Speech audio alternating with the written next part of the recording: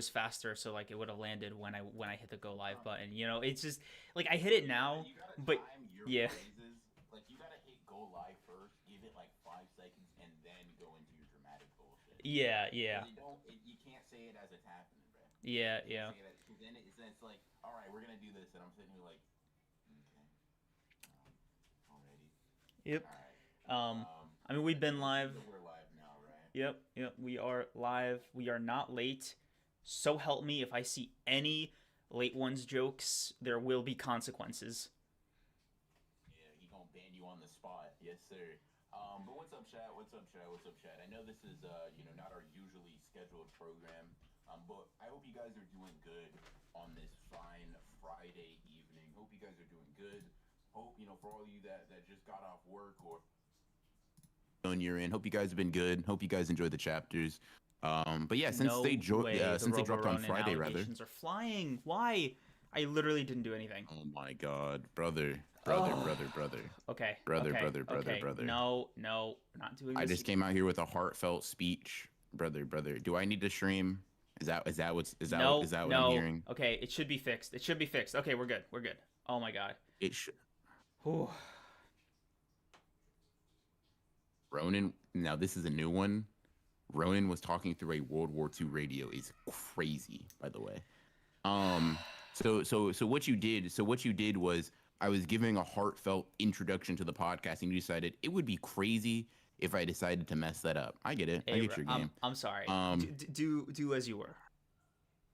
a little bit difficult. You know what I mean? I mean, The just vibe I has mean, been just for killed. I mean, I don't think I was resurrect it. hoping that people got off work, or like I just really been having good days, and now I'm hearing that I sound like somebody who slammed their microphone into a desk 400 times and then tried to talk. I'm not gonna lie, that's crazy. I don't see that I'm chat, not but gonna lie, that's okay. crazy.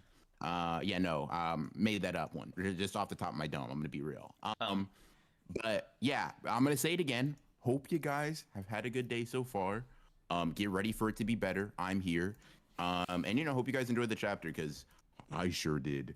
And mm-hmm. I have a lot to talk about a lot of Yes, things today. sir. I'm not gonna lie. Um, I mean, I'm just surprised that Weekly Shonen Jump decided to drop today.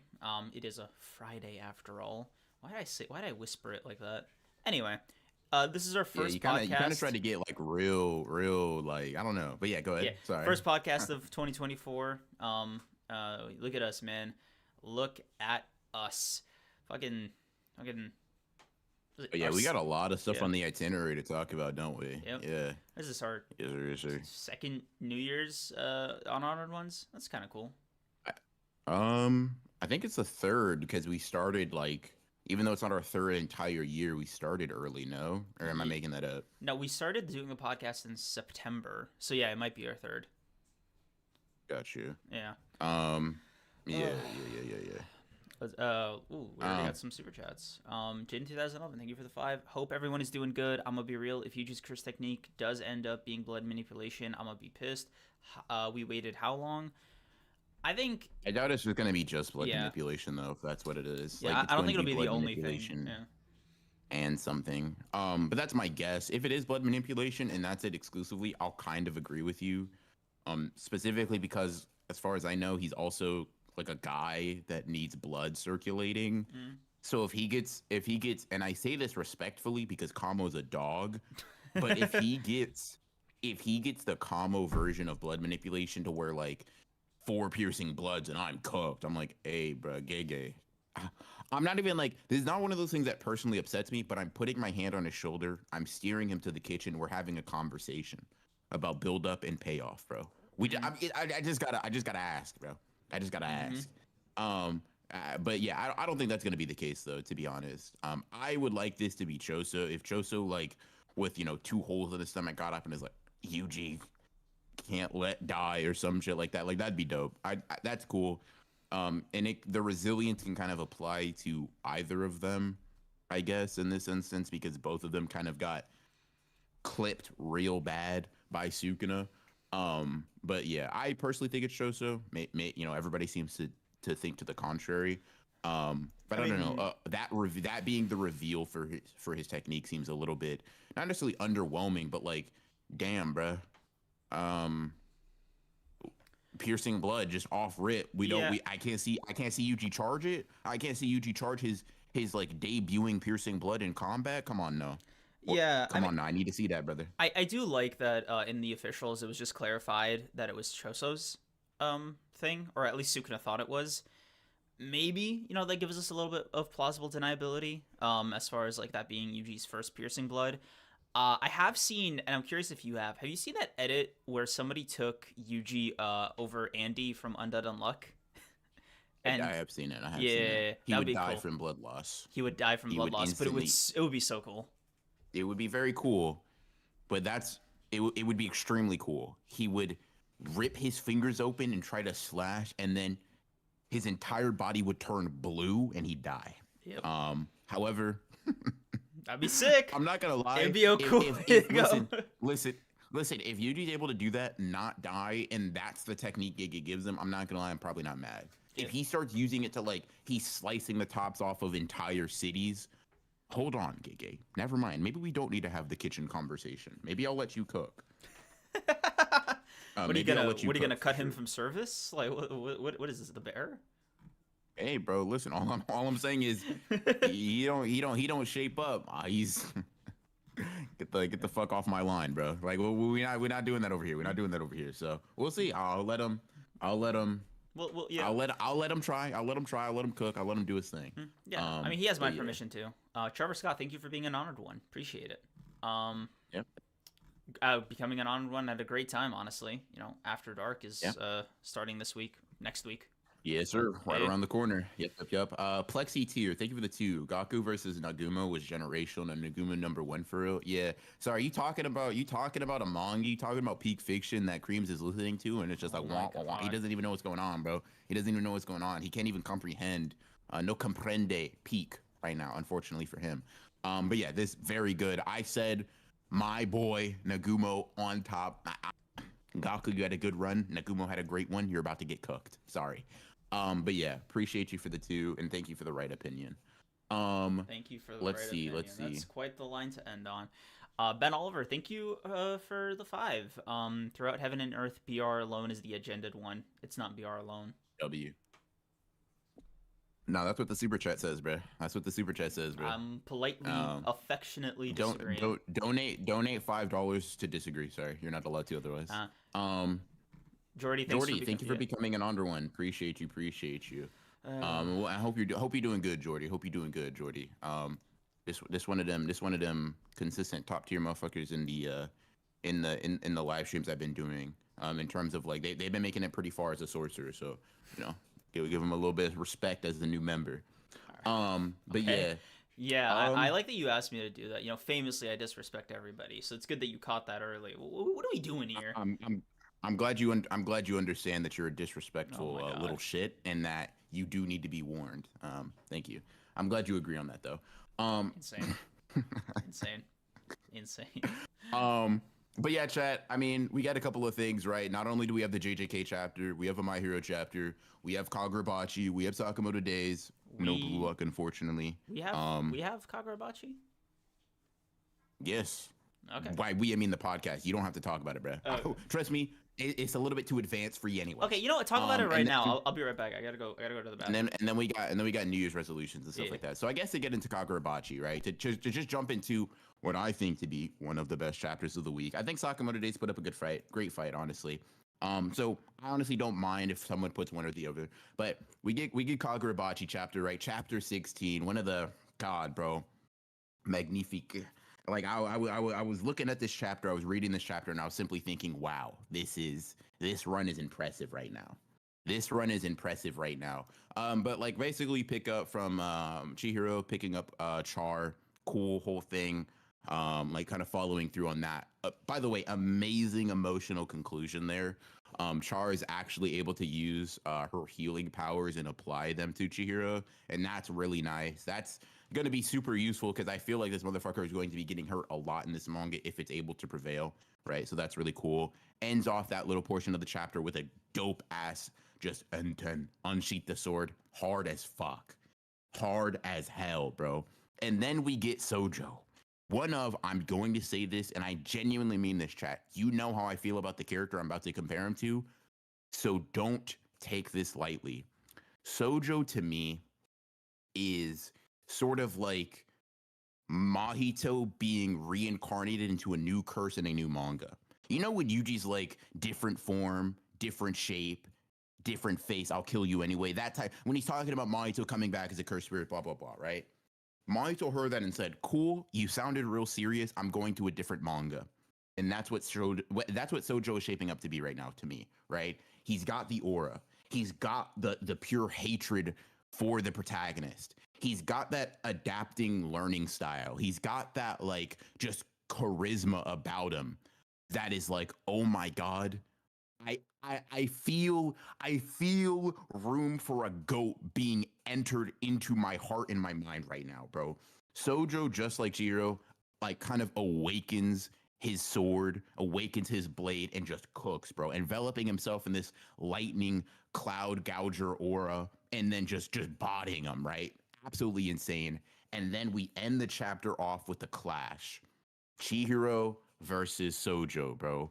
Oh, and the narrator got me so gassed. They got me so fucking gassed, man. Not only was the face down hard as hell, but that last page where it just says the battle would last a mere moment and they just disappear.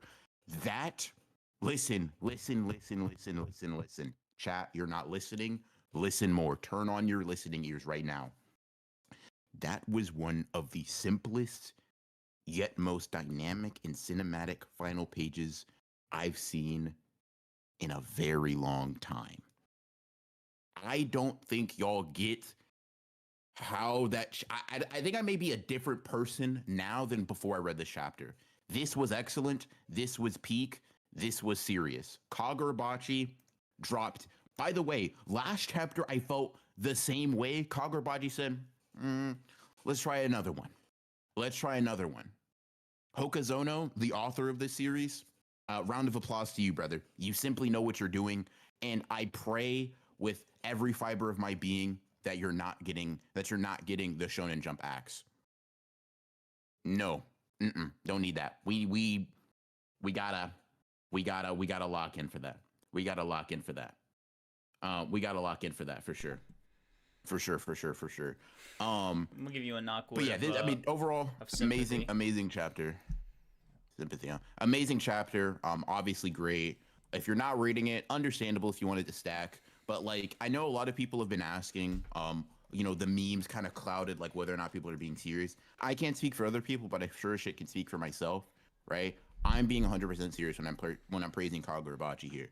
There's no joke. There's no exaggeration. This is pure, unadulterated gas. It just is what it is. I'm happy. It just is what it is. I'm happy for you, little bro. Little broing me when you're 5 inches shorter and inferior. This is so kind of crazy. These are lies. These are lies. I'm gonna let you do your thing. So many lies. When you beg an artist to depict you taller because that's a dream you never can obtain. Saying I can pull up the receipts. Saying little bro is actually kind of crazy. You are actually younger than me. I'm gonna let you do your thing. I'm gonna pat you on your head. It's okay. You're good. I'm gonna let you make that because that's what big brothers do. I'm gonna be the bigger person and I'm gonna let you make that. But anyways, right? Kagurabachi was amazing. We'll jump into Sakamoto days the next time Creams decides he needs to get his chamomile tea in his system or whatever. But for now, that was just really good. You read My Hero, right? You read the My Hero chapter? I did read the My Hero chapter. All right, let's get into that after we read some super chats real quick. So, Jaden 3011, thank you for the 5. By the way, not to age restrict the stream, but BR, as the former Kashimo Glazer, how we feeling about the femboy Kashimo agenda? We out here suffering. I'm simply blocking people who put that on my timeline. I'm not gonna lie to you. I can't engage with that. I don't have the mental fortitude, the strength, the willpower. I didn't even know this was an agenda. When I'm just blocking and keep it pushing. Damn, thank you for the 5. And I recommend if you're a Kashimo fan out there, which is crazy by the way in 2024, but if you're like me and you just can't let go of the good old days. I just recommend a block or a mute and keep pushing. It's just not looking good for us right now. I'm not gonna lie. It's not going to be looking good until we see Kashimo in the anime. Can I be honest? But anyways, it is what it is. Yeah. Let's see. Ben Damn, Oliver, thank you for the 5. Had to run it back for Creams to let him know had that to, racism, misogyny, and sexism isn't an agenda. had to. Thank you for the 5 and thank you for clarification. Appreciate you. Because yeah, I don't think he got that part. I really don't think he understood that part. Um, Ah. yeah. Anyway, Um, I do want to say that is such a lobotomy Kaizen thing, man. Gege takes a slightly longer than average holiday break, and Fanboy Kashimo's on the timeline. I don't know. It just feels like, man, what what ceiling will they reach next? You know, what evolution will they conquer? That didn't yeah, I mean mean, I didn't mean to make just that sound listen to what Cream inspiring. says. That's my bad. That's my bad. I didn't mean to like make that sound motivating. I forgive you, bro. It's all good. Um, Wait, what? But yeah, Jaden 3011, thank you for the 5. By the way, I've been getting into Sakamoto days because I've been sick, and not gonna lie, you were right. Y'all were cooking. Every motherfucker out here like told you I love it. Yeah, just remove the y'all there, and yeah, no. But I'm really glad you're enjoying it, Jaden 3011. I'm glad I can get more people on Sakamoto days because it is indeed. I feel like everything that people gas it up to be and more. It's just good manga. You know what I mean? It really is just like a fundamentally sound, very very good, very very solid series that's enjoyable on a week to week basis. Um, Look, but yeah.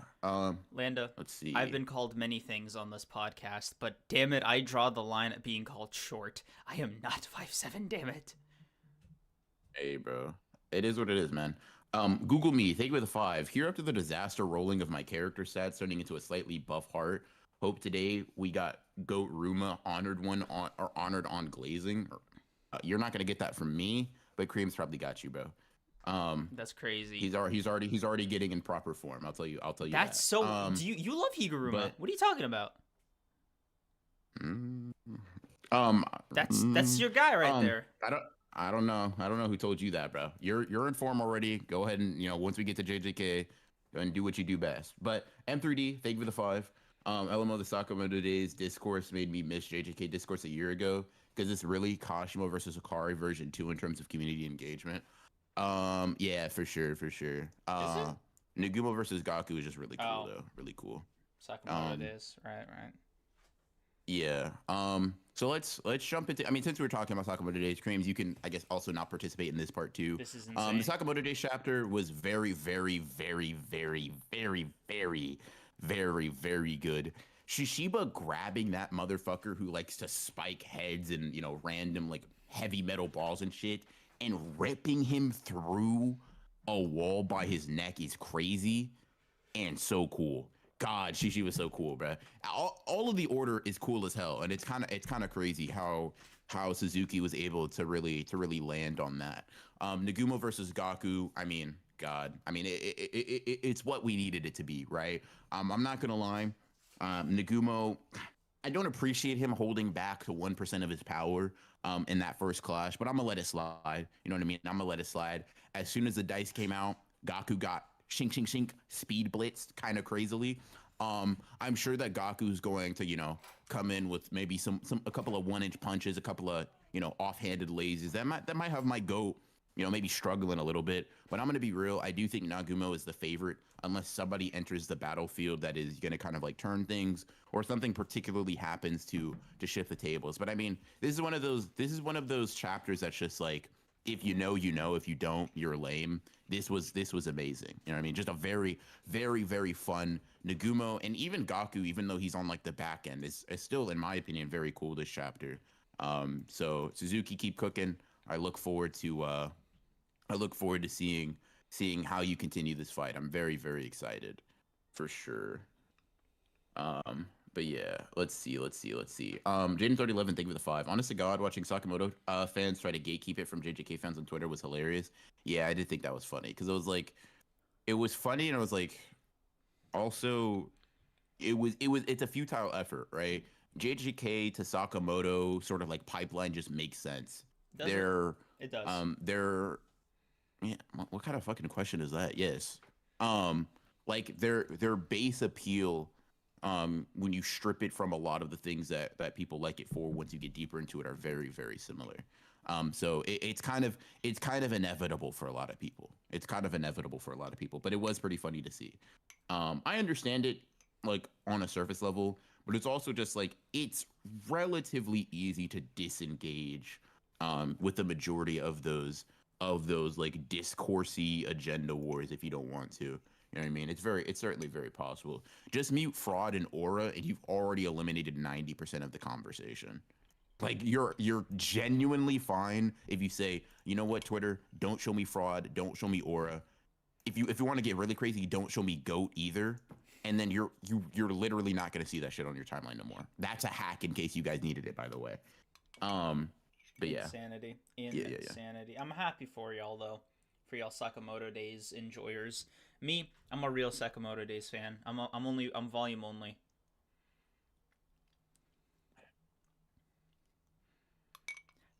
You know, I can feel you sitting with that. I could feel you sitting with that.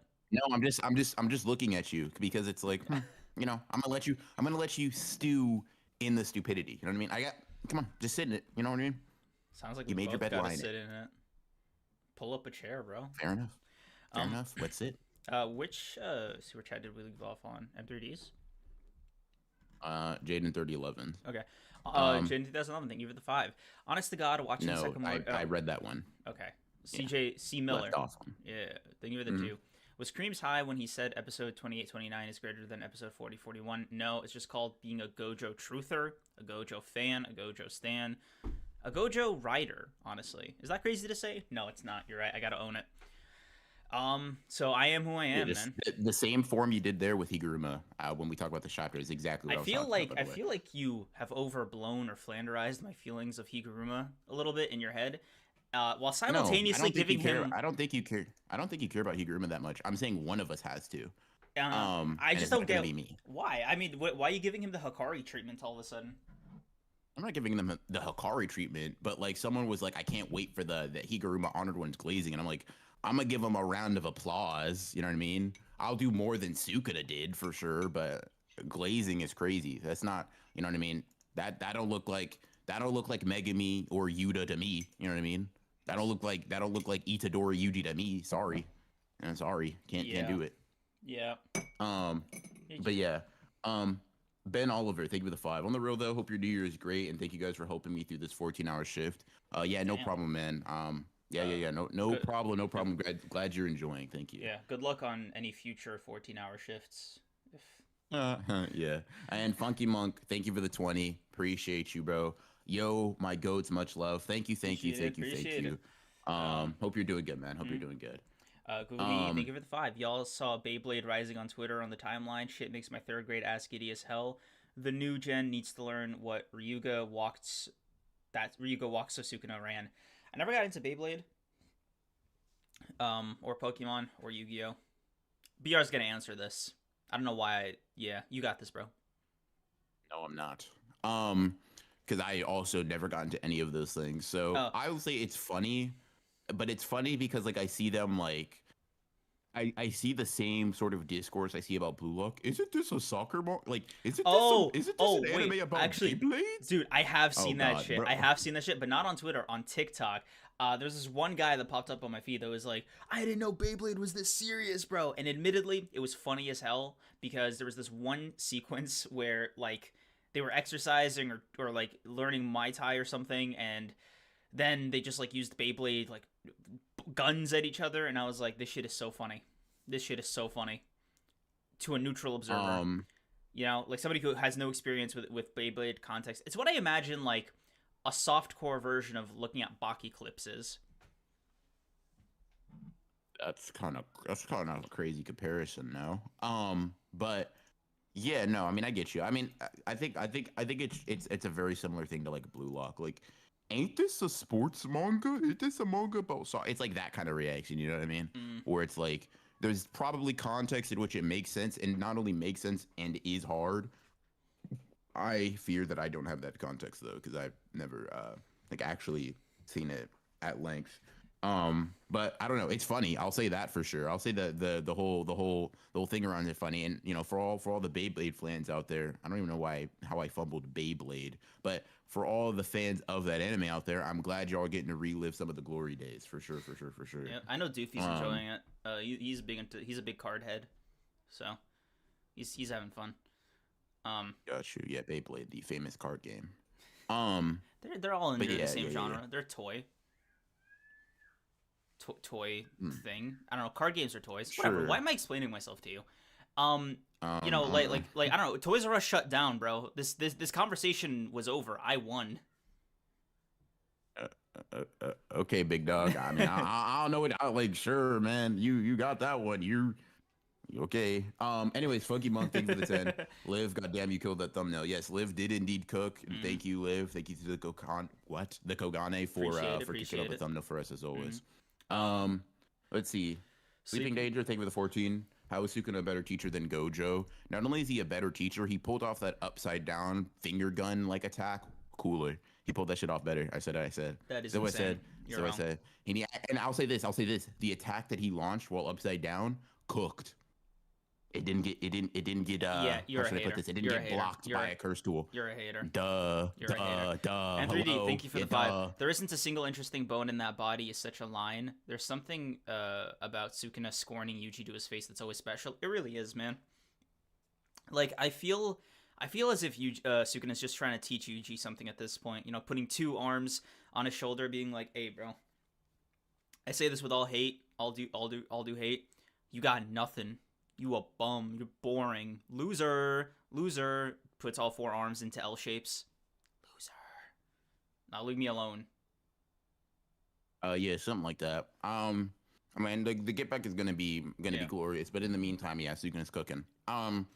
Yeah, we'll talk about Sukuna. Sukuna's like the vis translation of the first page is like endlessly ass. However, I do like how they translated one other thing for Sukuna, and we'll get into that. Mm. But Malevolent Shrines adaptation, boring ass. John Wary, come on now, lock in, brother. Lock in, brother. That's Malevolent Shrine is not the adapting technique. Come on. Keep up. But we'll talk about that when we talk about it. Sleepy Sailor, thank you for the 2. BR, where does Sukuna scale in the Percy Jackson verse? He's getting cooked by Percy, and you'll see why in a couple of videos from now. Um, I mean, he's got good hacks or whatever, but I'm gonna be real. You put him in front of like a real demigod, or God forbid, you put him against someone that's like you put him against an immortal, someone that also shouldn't die like him. Oh no, bro. Flip him over, season him because he's cooked. It's not really. It's one of those things where Suka's not really ready to hang with the big dogs. So Well, I yeah, just Streisand yeah. defected myself into Kashimo femboy posts because that is the first thing I saw when I opened up Twitter. My bad. Fair enough. I Fair guess enough. I guess it's like Beetlejuice. You know, we said it too many times. Yeah, sure. Um, But okay, let's jump into My Hero Academia. What I think is going to be, well, what I think was a pretty solid chapter, but I think is also sort of my not my last straw, because I'm gonna be real. If Horikoshi just does this again, I'm simply going to have to deal with it. But this is my hopefully last straw, right? This is mm, the last bit of like a lot of build up and tension creation before we get to just see motherfuckers start throwing down. I've said this before, and I've hesitated to say this in a public forum where I feel like, my opinions or analysis should be maybe a little bit more nuanced, but I'm gonna say how I feel. okay. I'm gonna say how I feel, bro. Okay. I need motherfuckers to start hitting each other now. Horikoshi, I get I get the build up, brother. I understand it and I commend it. Listen, people have been saying Shigaraki versus Deku has just been a long staring contest. Have I laughed at the joke? Sure, but I never believed them, brother. You gotta believe me, right? Mm-hmm. However, Deku versus Shigaraki, I feel like we saw him like entangle him in the like the black whip falling from UA. I feel like we saw that shit a year ago, and I get it. Build up's necessary. You've been building up the All for One, Iron Might, All for One, Bakugo. You've been juggling a lot of shit. This is a war arc, right? I understand. I get it. The weekly experience is kicking my ass. Mm-hmm. But look at me, Horikoshi. My hand's on your shoulder right now, in case you didn't know. I need the payoff to this. I need it to be your best work clearly.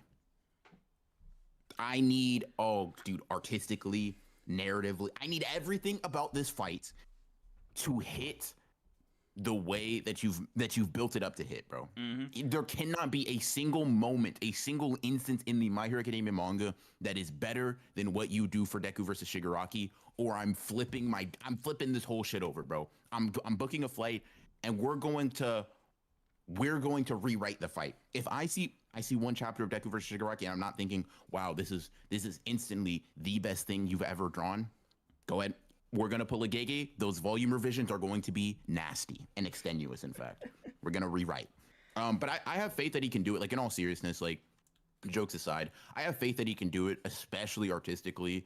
I think Bakugo versus All for One, specifically towards that latter half, really shows that when he wants to get into just showing motherfuckers get their ass beat or like high speed, high impact shit, he can do it. Obviously, Horikoshi's a great artist. I think Shigaraki's charisma is going to clash pretty well with Deku here. How we're going to get out of him having danger sense, I don't know. But I'm excited to see how he attempts to do it. I'm excited to see where we go from here. And I think that excitement is like very close to becoming impatience. It's not yet, but I'm like, Horikoshi, please. Please, bro. Cause if we get a cutaway, ooh, the way Ooh, the slander train is coming, dude. Nah, you heard of a PR squad? You're gonna be ready for the anti-PR squad. PR's gonna go knocking door to door like a fucking anti My Hero Academia witness. Oh, it's gonna be funny. Yeah. Have you heard the bad word?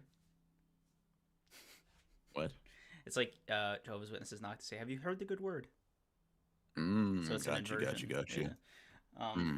Yeah. Overall, good chapter though. I'm giving this like an 8 out of 10. I think the last portion of it was pretty good for me. But yeah, I agree. They really do need a. Man, they're just staring into each other's eyes, huh? I didn't realize this was a shoujo. That's crazy. That's fucking crazy. It was just a solid 8 out of 10 for me too. I liked it. Fair enough. Frosted Flake, thank you for the 2. Have you guys started Vinland Saga? Nah, that's on me though. That's on me. I picked up Percy Jackson, so that's throwing some things off. I guess my fault. Yeah, we would have gotten to Vinland Saga, but unfortunately he said, let me make a pit stop at Peak, and who am I to be mad at that? You know what I mean?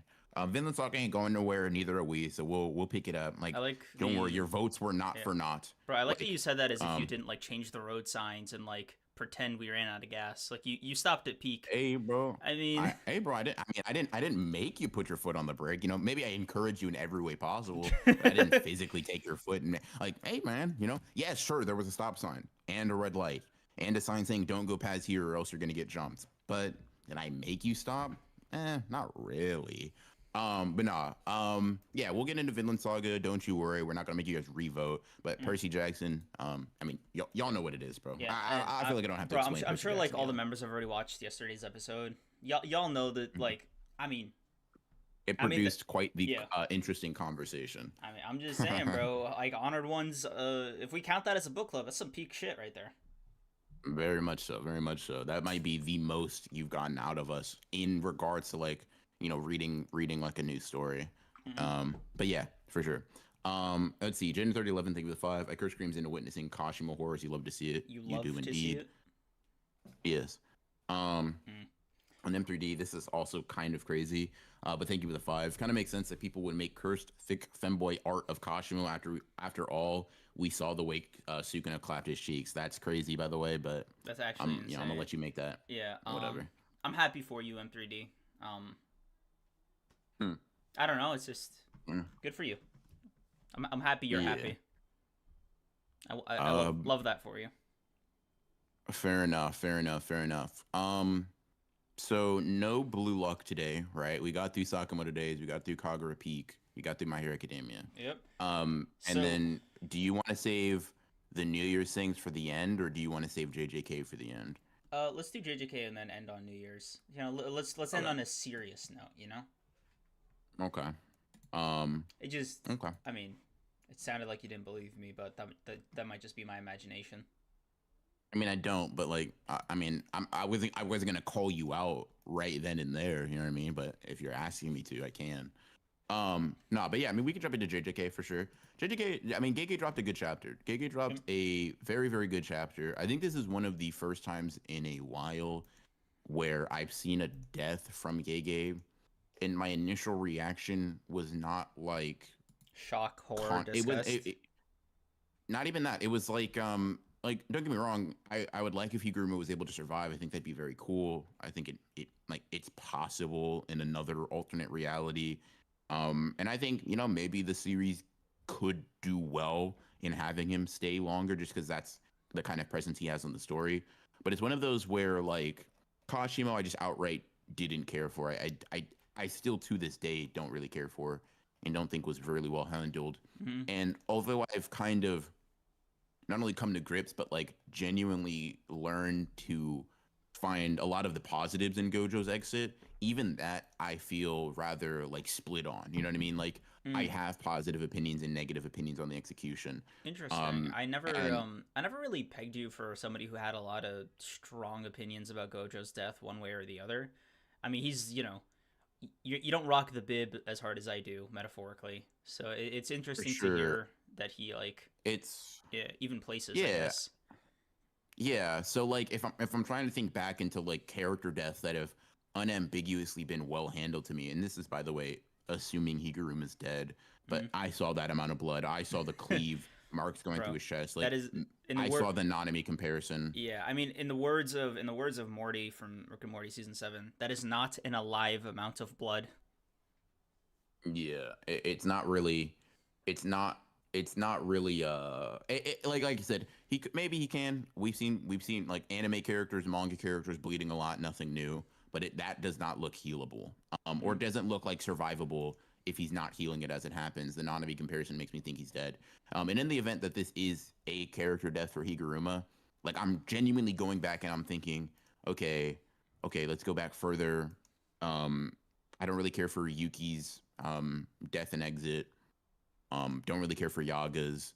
This might be, and ironically enough, my favorite death scene since like Nobara and Nanami, right? Mm. You have a plenty of ones in between those that I think are good. But this one I think is genuinely it's very good at a narrative level. You have other ones that are sparse in between, right? Like Reggie, I think had a pretty solid death, like the con Yeah. artist shit, cursing Maggie before he dies, pretty cool. Mm. Um, What do you? Ishigori's is kind of in the middle. Yeah. Yorozu's is funny. Yeah. I think it's I look Okay. at it as more comical, but this one is genuinely a good exit. And when you're someone like me who has a lot of problems with Gege, seeing like, oh, thank fuck, dude. Okay, you're not. I don't know what is the determining factor for you nailing a character death. In all honesty, like what makes you decide it's time to lock in? It's not time to. Mm. But I'm glad that when push comes to shove, you were able to nail it. Tossing the blade into I am a Jujutsu sorcerer is crazy hard Yep. for sure. No, 100%. Before I kind of want to sink my teeth into the Higuruma of it all, I do want to comment on your, like, how I personally feel about JJK character deaths. Hmm. I do feel like Gojo's death for me was, I mean, that was a journey. Like the initial shock and like throwing up and all that. Like jokes aside, was genuinely so grating. I was like, what the fuck? He just won, right? Like I was on the I didn't say off screened, but it was like a. I feel like there was something lost by not seeing it, if that makes sense, right?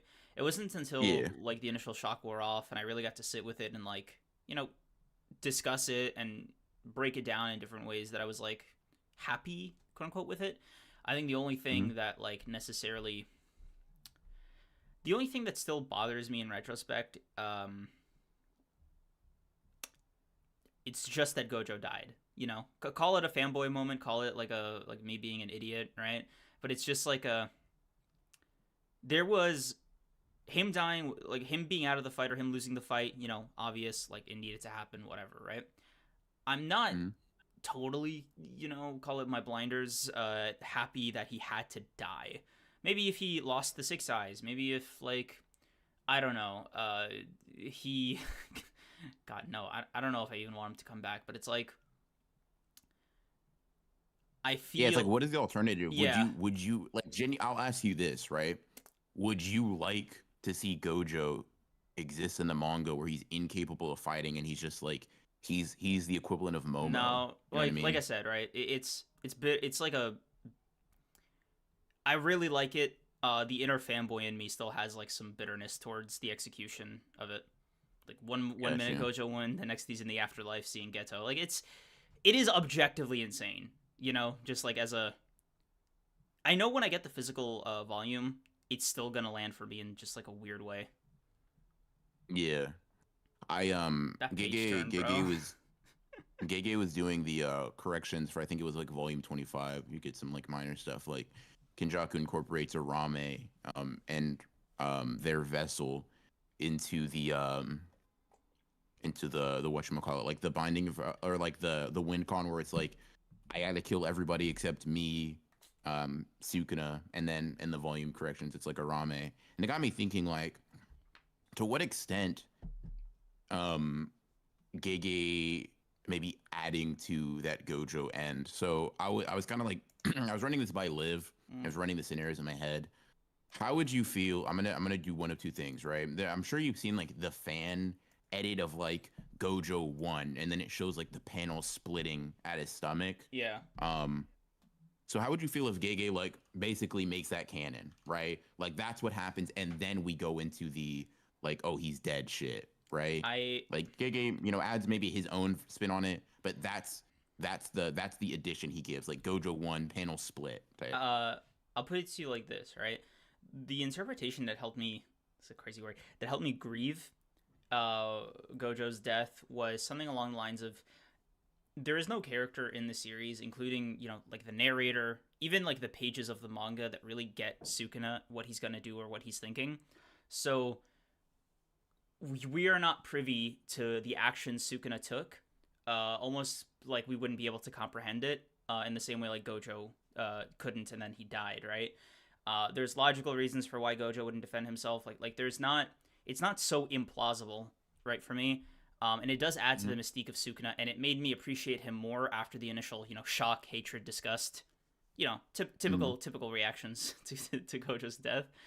Um, Mhm. it So you feel adding anything loses the mystique? Yeah, it almost like undermines, I think, Sukuna's role as this enlightened being to me. Like Mm. there is like an inherent distance that I want Sukuna to have or maintain. That's like it's hard to convey. Not so much like in the literal sense, like with Gojo's Infinity, but like in a there is simply something he gets that the other characters don't. And I think Gege is doing it really, really well, doing a really good job of showcasing this distance. Just by contrast of how hard a time they're having with Sukuna compared to Gojo, Mm. right? Like Gojo and Sukuna Mm. were going 15 chapters, like basically one on one, Fraudkuna shit aside. So it's like seeing all of them actually hit Sukuna with like a 20 on one and it looking like they're fighting for their lives more than Gojo ever did is just like a how do I say this? It's not like sad that Gojo lost to Sukuna or whatever, or like Sukuna cheated. It is impressive that Gojo got that far, if that makes sense. Like that it recontextualized like as stupid as it is to say, it recontextualized to me, a Gojo fan, who the challenger actually was. Mm. So Got you. I so mean, that makes sense. I yeah. think I think a lot of those things, and this isn't to say that you're wrong for liking it the way that you do. It's just like my perspective on it. I feel like you can also argue in a little bit more of a meta way that like the fact like you would end what is it 235 on that, right? The fact that we as the audience who have like this like omniscient viewpoint can perceive the what's the word I'm looking for? The shallowness of Gojo's victory here, but like Gojo in a character who is limited and bound to the pages inverse can't. Like we're literally able to see the panels being split. Sukun is able to see that he's won, and like characters that are obviously limited to the fictional story aren't able to. I think that don't get me wrong, it takes away, I guess, some of the mystery, but it adds in sort of my words are failing me here. It adds in a little bit of the sense of like it's explicitly showing us what that difference is. Like it's almost showing like Sukuna is not just affecting the characters; he's affecting the manga, Yeah, yeah, right? that's what I was trying Like to say the too. Yeah. bounder, yeah, the boundaries of like, nah, bro. When he said he cut space existence in the world itself, he's talking about the fucking panels too. He's Hmm. talking about like everything, and I think that would be pretty cool. Yeah. I think that would be pretty cool as an addition. I think it also makes it so it's like, shit, ah, Yeah. that because Like. that's how I saw it. I saw Mm, Gojo 1 as the biggest red herring in history. mm, Like, holy shit, guys, he Gege is telling us that this motherfucker is going to get cooked. But everybody's like, nah, bro, two week break, 2 week break type mm. shit.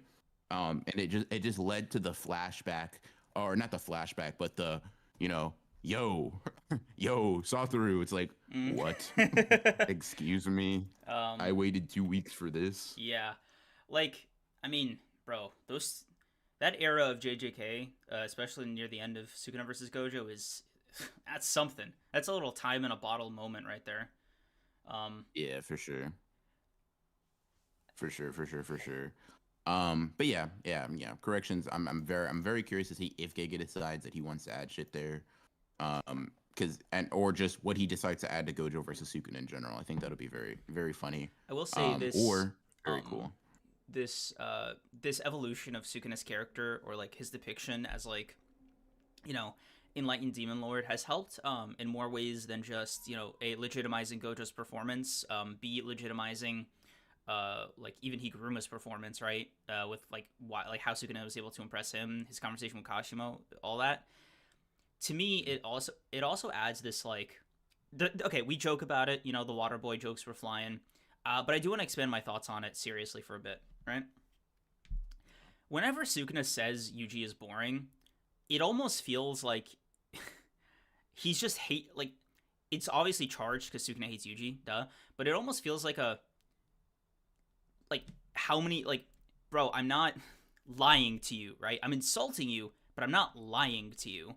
You are just kind of a punch kick merchant. Like Sukuna is so thoroughly unimpressed with Yuji that he's almost, to me, frustrated that Yuji like doesn't get the message. Like, I don't know. I think that's like an interesting way of like, it adds insult to injury. Like, this is a Yeah, genuine for sure. criticism almost, on Sukuna's end. What do you think? Yeah, I agree. My only sort of like uncertainty is whether or not Yuji will like, if this comes from a place of like Sukuna lack of comprehension, which I know warning sign just went off in your head. Sukuna doesn't understand something, not my goat, whatever, right? Come on, bro. But or if it's something, if it's going to be like a Mahito, you got to understand this. Um yeah, I'm gonna be real. I think it's tough because like with Mahito's like he's telling Yuji not just that you're not gonna beat me, but there's something you're missing. You're missing it, right? Mm, Whereas like Sukuna seems to be sort of like devaluing Yuji as a whole. The very like idea, the everything that he can provide as a sorcerer seems to lack value to him. But the problem is with that to me is like the problem I find is like there's a sort of tenacity about Yuji that just doesn't exist with other characters that he's fought. But mm, it's like even that level of grit seems like it should be something that garners Sukuna's appreciation, but it doesn't. And I'm very curious as to like if it's a your potential is so blinding, it's pissing me off that you're not that you're so this is the conclusion you come to, mm, right? Or if it's like a sort of I'm unable to begrudge you this like this resilience is boring, right? You mm, struggling despite being weak is annoying. Like everybody else that's mm, strong, everybody else that's interesting, they burn out brightly and quickly though, right? Me and mm, Gojo, we fought, we but when my technique hit him, it was over, right. right? When shit hit the fan, it was done. Kashimo, you were strong, right? Blah blah blah. Okay, you're kind of interesting. You hit me with a little two-piece combo, but guess what? When I hit him with my attack, it was over, right? Mm, Higuruma, okay, you're using your technique on a similar level as me, but when I hit you with my technique, it was over. But Yuji, despite not having all of these things that Sukuna seems to find interesting, despite being boring, despite like lacking that variety that Sukuna may mm, want, there's something about Yuji that's not stopping, right? Mm-hmm. There's something about Yuji where, most other weak creatures will avoid this, like, the prey runs from the predator, right? Mm-hmm. But why is it that Yuji keeps coming back? He keeps coming back, not having this talent that Sukuna seems to identify. And I can see that maybe bothering Sukuna, not in like an insecure way, but sort Just of like philosophically, like like, a I mean, I think it's back to like it's that like ugh. interaction they had where he was like, why aren't you stifling your own misery, almost, is probably Yeah. it's a thought that I assume Sukuna has. It's like there this is such an interesting thing you just said, because it okay, lock in with this example, because it might sound a little weird, but I think it's accurate, right? You know how, like, most villains in, like, let's say shonen anime, to keep it simple, right? They want a defeat, and they don't want the protagonist to come back and, like, get stronger and obviously beat them, right? Nobody wants that. Mhm. Sukuna almost seems like he does, and every time Yuji comes back and he's not stronger, like, he's not, he's not in a Super Saiyan form, he's not like, he just comes back the same way Sukuna left him, but just like matter or something. There's almost like a either die or get stronger. Like, the audacity of you to bore me bothers me more than anything. I think the simplest way to put it is like, how should I put this, right? Let's look at Sukuna as human. Let's look at everybody else as like part of the animal kingdom, Mm-hmm. right? Gojo is Gojo is an elite, or like a purebred like dog or something. I don't know much about dogs, right? Mm-hmm. But whatever the fuck a fancy dog looks like, right? It's like, oh, you can do a lot of tricks. You can fucking balance a ball on your nose. You can do this. You can do that and shit, right? When you bare your fangs, you can even bite me and hurt me, right? Maybe you want to Mm-hmm. say like Gojo's more akin to like a wolf or some shit, right? Mm-hmm. You know, um, you can say like Higuruma is some other, like he's like a fucking a very beautiful horse, right? Like very, very refined, blah blah blah. You can make this analogy and extrapolate on whatever. But Yuji is a cockroach, right? Mm-hmm. Yuji isn't beautiful. He isn't refined. He isn't elegant. He isn't divine or, like eye candy in the same way like a lot of other animals are.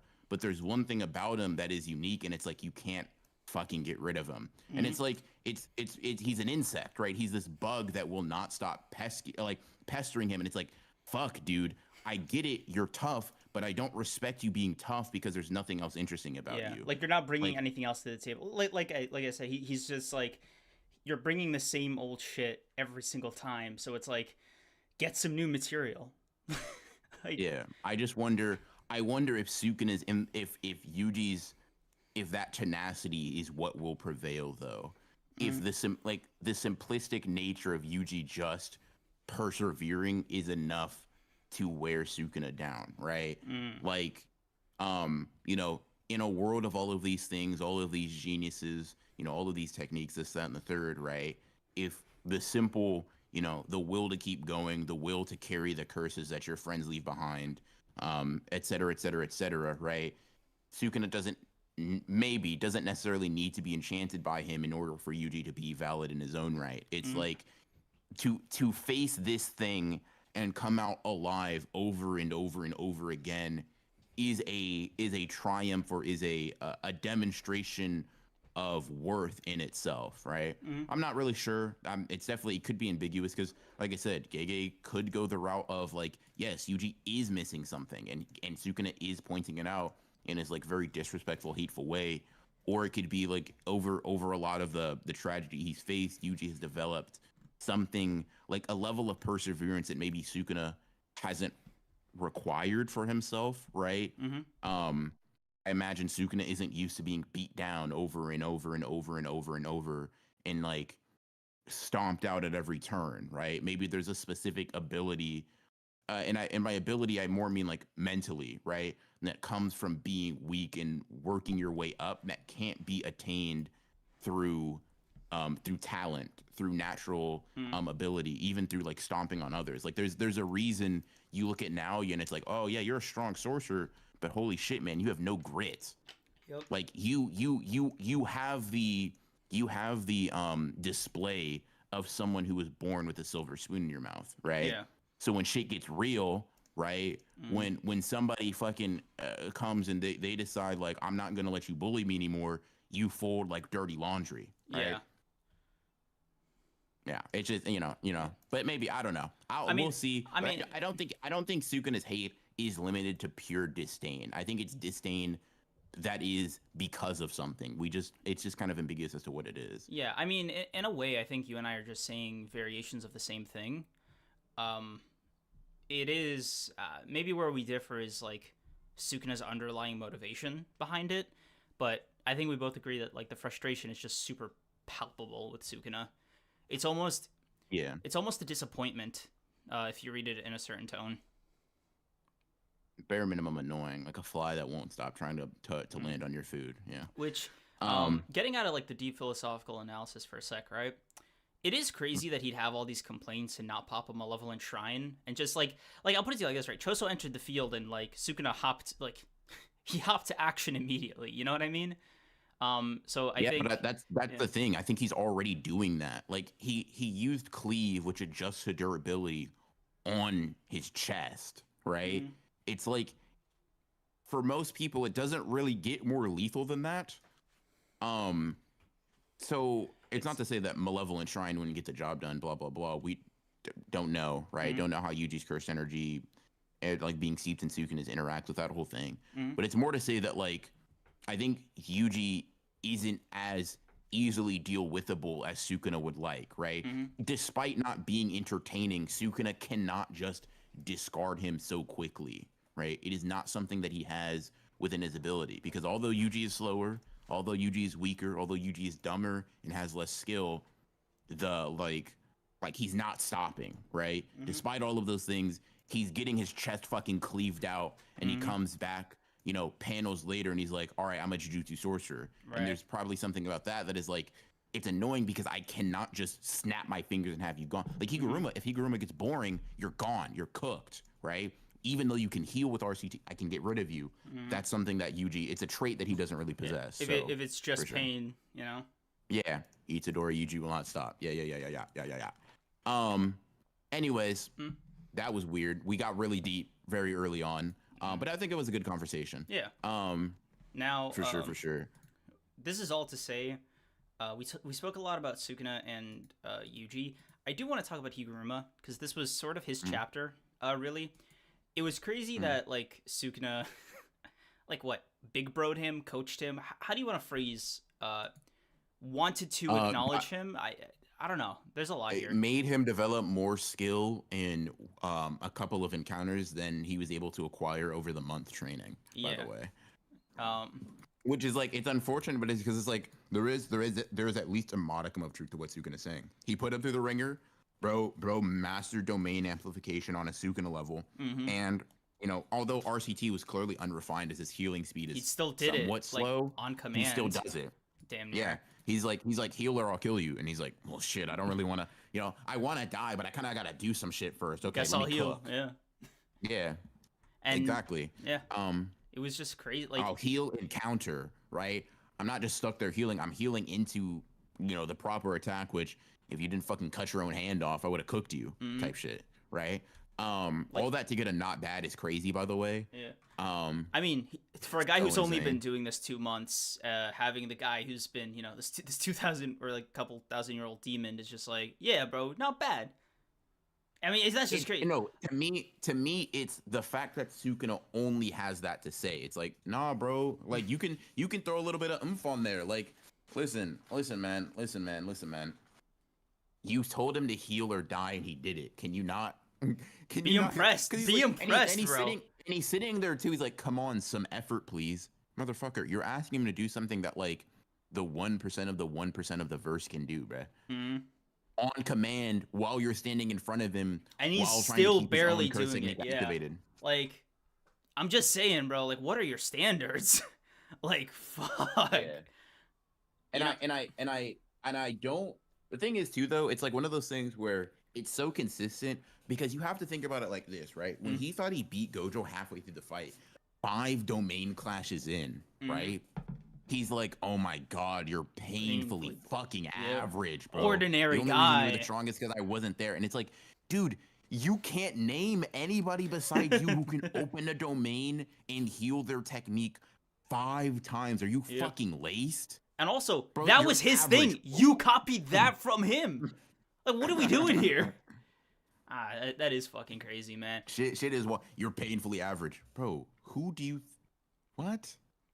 No. You know, Would the crazy thing is, I know, like, it's implied that Sukuna keeps some kind of tally of people he's fought over the years, right? Based on that comment he said to Jogo. And I'm just like, in a hypothetical situation where Sukuna, you know, a couple hundred years down the line, right, is having a fight with, like, another disaster curse. Do you wonder if he's just like, man, I haven't fought anybody this strong since, like, 500 years ago, referencing Jogo or something? Like, it's just like, what is the pool that we're working with, right? Like, what's the hierarchy here? Because at this point, I'm just hey, man, crazy thought. Is Gojo not the strongest guy he's ever fought? That'd be fucking crazy. I'll say this, right? I'll say this. I would personally bet up until 235, Sukuna didn't feel that way, regardless of like the actual strength, whatever, right? The reason I say that is because like first time he's felt fear, not ever in a certain time period, right? In a millennia. It's like, okay, who did that to you the first time, right? So it makes me think if Sukuna wasn't scared up until this point, but he's been scared in other fights, he probably faced somebody that was like, either he was weaker, which is also very possible, or he was facing somebody that was like kind of a relative, which he was in the Heian era, right? Maybe he was fighting multiple people, whatever, right? But I imagine that when he's saying all of these things of like they're painfully average, it might just be it's average experiences on his part. What they're capable of doing individually don't really matter, right? If your abilities are, if you're able to be seen through rather easily and quickly, you're able to be seen through, right? It is what it is. I don't care that you could beat these guys I fought earlier because I had more fun with them, right? So you know, maybe there's some level of that, but I will say, bro saw that unlimited hollow purple and he was like, nah, I gotta give you your props for that one, bro. That shit was crazy. That was wild, bro. Because even like I think about Kashimo's death, which by the way, just referencing our earlier topic, I just am not a fan of.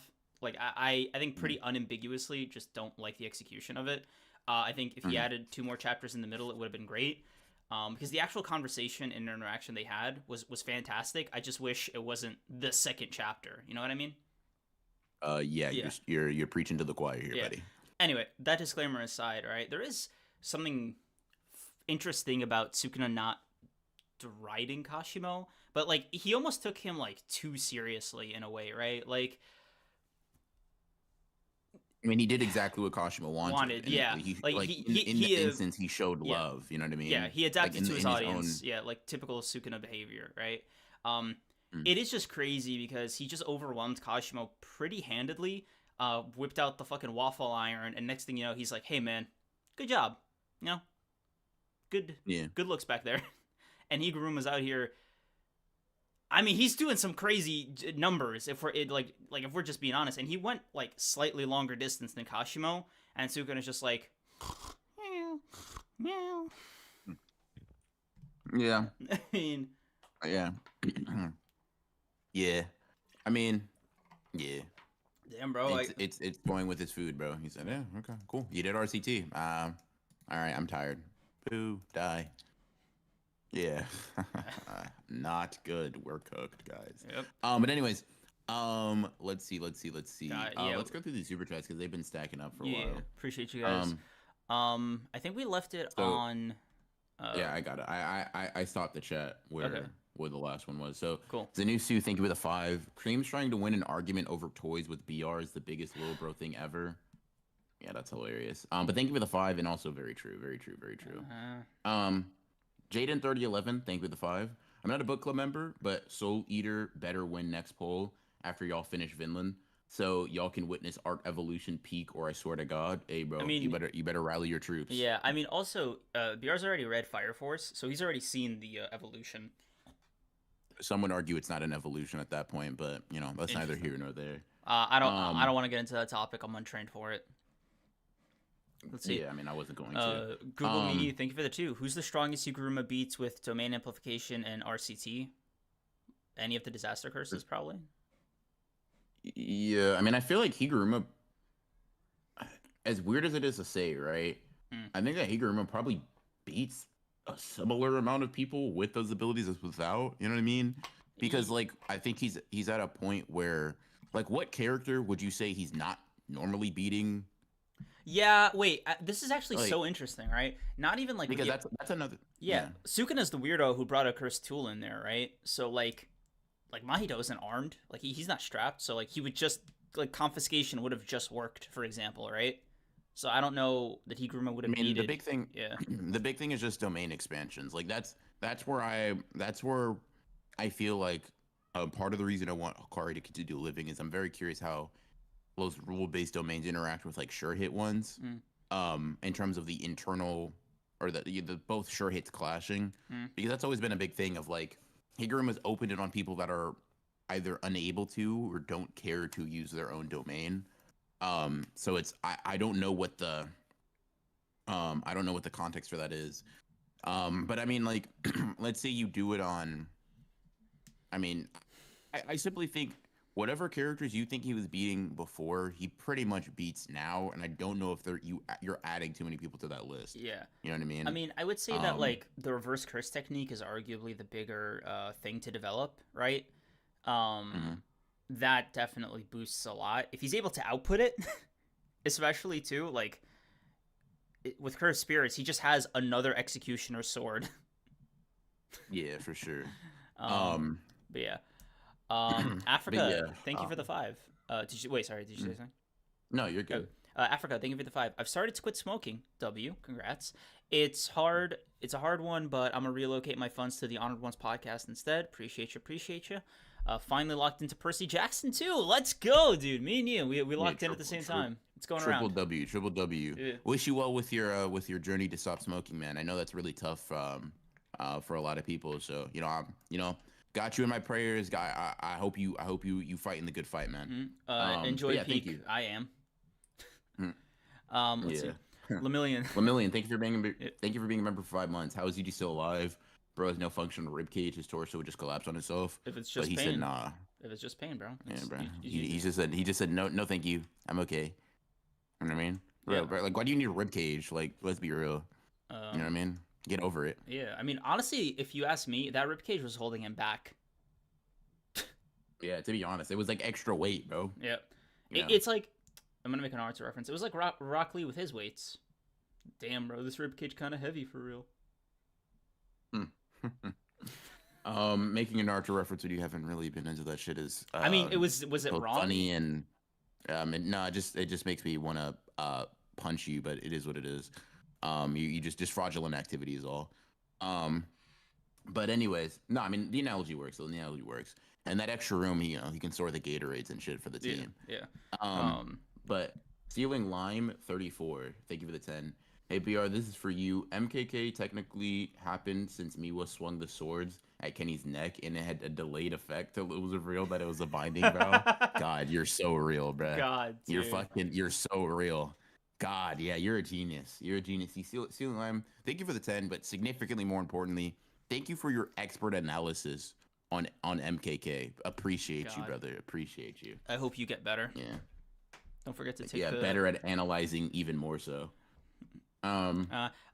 Sleepy Sailor, thank you for the 5. Yuji's flashback to Nanami while looking at Higuruma was good. Also, no shot Sukuna is getting cooked from this, but how do you think he gets out of it? Being faster. I'm gonna be so honest. Yeah, he's either gonna do that or like use domain amplification or some shit. Yeah. But like, I mean, he was beating Yuji in the foot race, but like, I think he's gonna be fine. Like, I think at best he might get like an arm lopped off or something, but I think he'll be fine. Really, what I want to come out of it isn't even anything happening to Sukuna. I want to see what's gonna happen to Yuji. I'm curious if Higuruma gave him the executioner sword and he like held it, air quotes, while Higuruma was like clinging to his last moments of life, or if this is based off of like the soul swapping theory. And the thing Kusakabe told Itadori to master was like assimilating techniques and now Yuji just has the Executioner's sword. If that is the case, Yuji's build would go crazy after a bunch of defeats. Air quotes. I mean, I think the whole like curses get stronger after death thing is probably.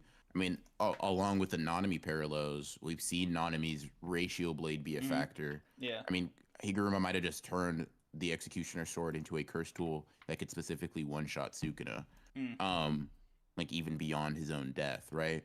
I will say, people are kind of like speculating a lot, and I respect the speculation. I think it's possible that Sukuna does something particularly unique or whatever, right? A lot of people are joking that like Sukuna will come up with some bullshit, but I was thinking back on a lot of the times like Giga uses cliffhangers and shit, right?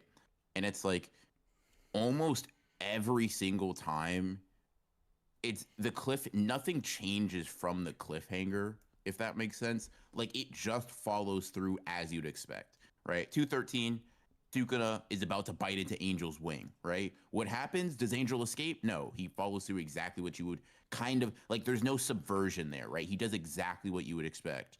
Oh shit, like Gojo versus Sukuna. Gojo got his neck slashed. Are we gonna get our expectations averted? Did Gojo die, 2 chapters in? No, of course he fucking healed it, right? He's like, everybody's thinking like, oh my god, is he gonna die? Is he gonna do this? Blah blah blah. It's like, dude, it's Gojo versus Sukuna. There's no way that show is going less than that. It's like, oh my god, bro, Mahoraga adapted to Infinite Void and broke it. Is this the end of the fight? Fucking no, bro. Sukuna, like, it's like it. Oh my god, Mahoraga came out again and slashed Gojo. They even have the chapter comment, the blade aimed at Satoru's life, and it's like, yeah, he cut him once, and then Gojo then proceeded to beat on it, and it's like most of the time he does those sort of like last second attacks about to land or attack lands and shit's that like it's almost always like a very very simple resolution, right? It's like, oh okay, yeah, I mean he did what you kind of expected, and I think in Sukuna's case he's just going to dodge it or use domain amplification. I'd be very interested in seeing if that works, because the whole if it stabs you without question, but it's only the only like without question you'll die, whatever, right? But it's like that's only the case because of the technique, so domain amplification probably should be able to negate it. I'm curious to see how it goes, but I really do think Sukuna is going to avoid it in a more simple manner. But that's just my guess. Yeah, I mean, for me, it's just like he will simply move. I mean, like, Yeah. I don't think it's more complicated than that. Let's see. NGW, thank you for the 10. Just wanted to give some love to the honored ones for a great year. Appreciate it. Looking forward to future streams and videos. Also been working on some Jogo versus Miwa fan manga. Be prepared for when it drops. I know BR just So heard locked music, in, bro. Oh my god. Yeah, I'm gonna bro. pass the buck off to you. You got a fan right here, bro. Listen, You got a fan right here. Listen, man. Listen, man. I'm gonna be the first reader. That's all I'm gonna say. That's all I'm gonna say. Just know I was a fan before you had fans, bro. Don't forget about me. Don't forget about me when that manga blows up for real. Appreciate it. But yeah, thank you for the 10, and Appreciate it. once again, thank you significantly more for the Jogo versus Miwa manga. Thank you. Yeah, I hear the gratitude in your voice. It's like, that's crazy, man. Yeah. You mean it. Palpable. Yeah. Yeah, I do. Jaden 2011, thank you for the 20. Now, no, it's out of nowhere, but not gonna lie, the end of this chapter wavering my Nobara hope. Don't tell Mikey. Gonna stay locked in for myself and Mikey. Nice. But I'm losing faith in Gege actually delivering, and that post Shibuya panel being her send off. I think I've Nah, said bro, it. watch this. Okay. Watch this. Lock in. Okay. Lock in. Sukuna's hand is now just lying around. Oh boy. Listen, no, bro, think about it for a second, right? Because the big problem was, and you and Nobara Dowda were like, oh, resonance, Nobara can't stab the finger, she's too weak. Cool, right? But this is just a normal fucking hand now. What technique would be perfectly viable to use this? Starts with an R, ends with an E. Can I Say it with me now, class. Okay. Resonance. I know on this podcast, I'm gonna answer a little bit more seriously. On this podcast, I know we've mentioned that like Nobara has to come back, or Gege is like not a bad writer holistically, but like he specifically like did a bad job with handling Nobara's end. Like simply put, that is it's so unambiguously like the conclusion, right? If that is Nobara's death confirmation, Gege simply fumbled it. So it's like like it's not even her dying there. It's just you kind of like being, what's the word I'm looking for? It's you being like Like, obtuse. Like yeah, yeah, it's yeah. weird, man. I'm not. He's like, dude, stop dancing around the issue. Did she fucking die or not, man? Yeah. And it's like when you add that ambiguity for a character that was once very important, I don't think it's absurd to have them expect that, right? Like, if you had like Gojo get cut in half, and then fucking Shoko appears and she's like, shit, Gojo's not breathing, but I might be able to bring Mm. him back, and then you don't, people Yeah. would get that a lot more because a lot of people like Gojo. It's just like, yeah, I mean, come on, let's and then you confirm Gojo's death. Like, it's like she looks at Yuji. She's like, Yuji, Gojo's. I know. It's like, motherfucker, say it, please, for the Yeah. love of God, use your words. But yeah, Navarre coming back, man. Mm-hmm. Navarre coming back. We got Yeah. it. Um, Sleeping Danger, thank you for the 14. If it's just pain, Yuji Itadori won't stop. You get it, bro. You get it. If it's just pain, he will not stop. Yeah. Saw a guy on a TikTok live. I think it was Fortnite or something. But he was playing as Yuji, going up this like very steep hill, and it was Mhm. like it was one of those like TikTok. He was farming kind of, but he just kept Okay. saying the line, "If it's just pain, Itadori won't stop. If it's just pain, Itadori won't stop. If it's just pain," like that over and over and over again the entire live. I don't know why I watched it for so long. I guess like I'm the Your idiot. For You page is Yeah. weird. But it was like it was an observably like odd thing, and you just reminded me of that. Fair enough, Matt. Yeah, your For You page is definitely something. But Yeah. I'm gonna let that rock. Let's see. Let's see. Jaden 3011, thank you for the 5. My favorite part of this break was people finally realizing filler isn't completely bad, and that JJK probably could have benefited from it character wise. I mean, even call it filler, for what a lot of people are talking about, I think is like to use the wrong terminology, but I do get what you mean, like just more character moments and stuff. Mm-hmm. I will say the whole discourse surrounding it though is giving me a headache because like on one hand, I very strongly agree that Gege fails at specifically wrapping up or concluding on shit that he's established. Mm-hmm. Think Yuki, I think Panda, I guess, kind of like as funny as that sounds, it's like, hey, bro, we might not be getting no Bro, Panda conclusion, bro. I just All want to that say, Yaga shit was yeah, for not. I was gonna say, Think Gojo unsealed, okay, right? hold Like on. Gojo's unsealed, that's cool, but where's the payoff for that for the people that fought so hard for him? Yeah. Me. Um, But not even I just want to say like not even Gojo. Like I'll put my bib down for a second and just say it's crazy, genuinely crazy decision making as a writer to do the panda flashback and have him not die.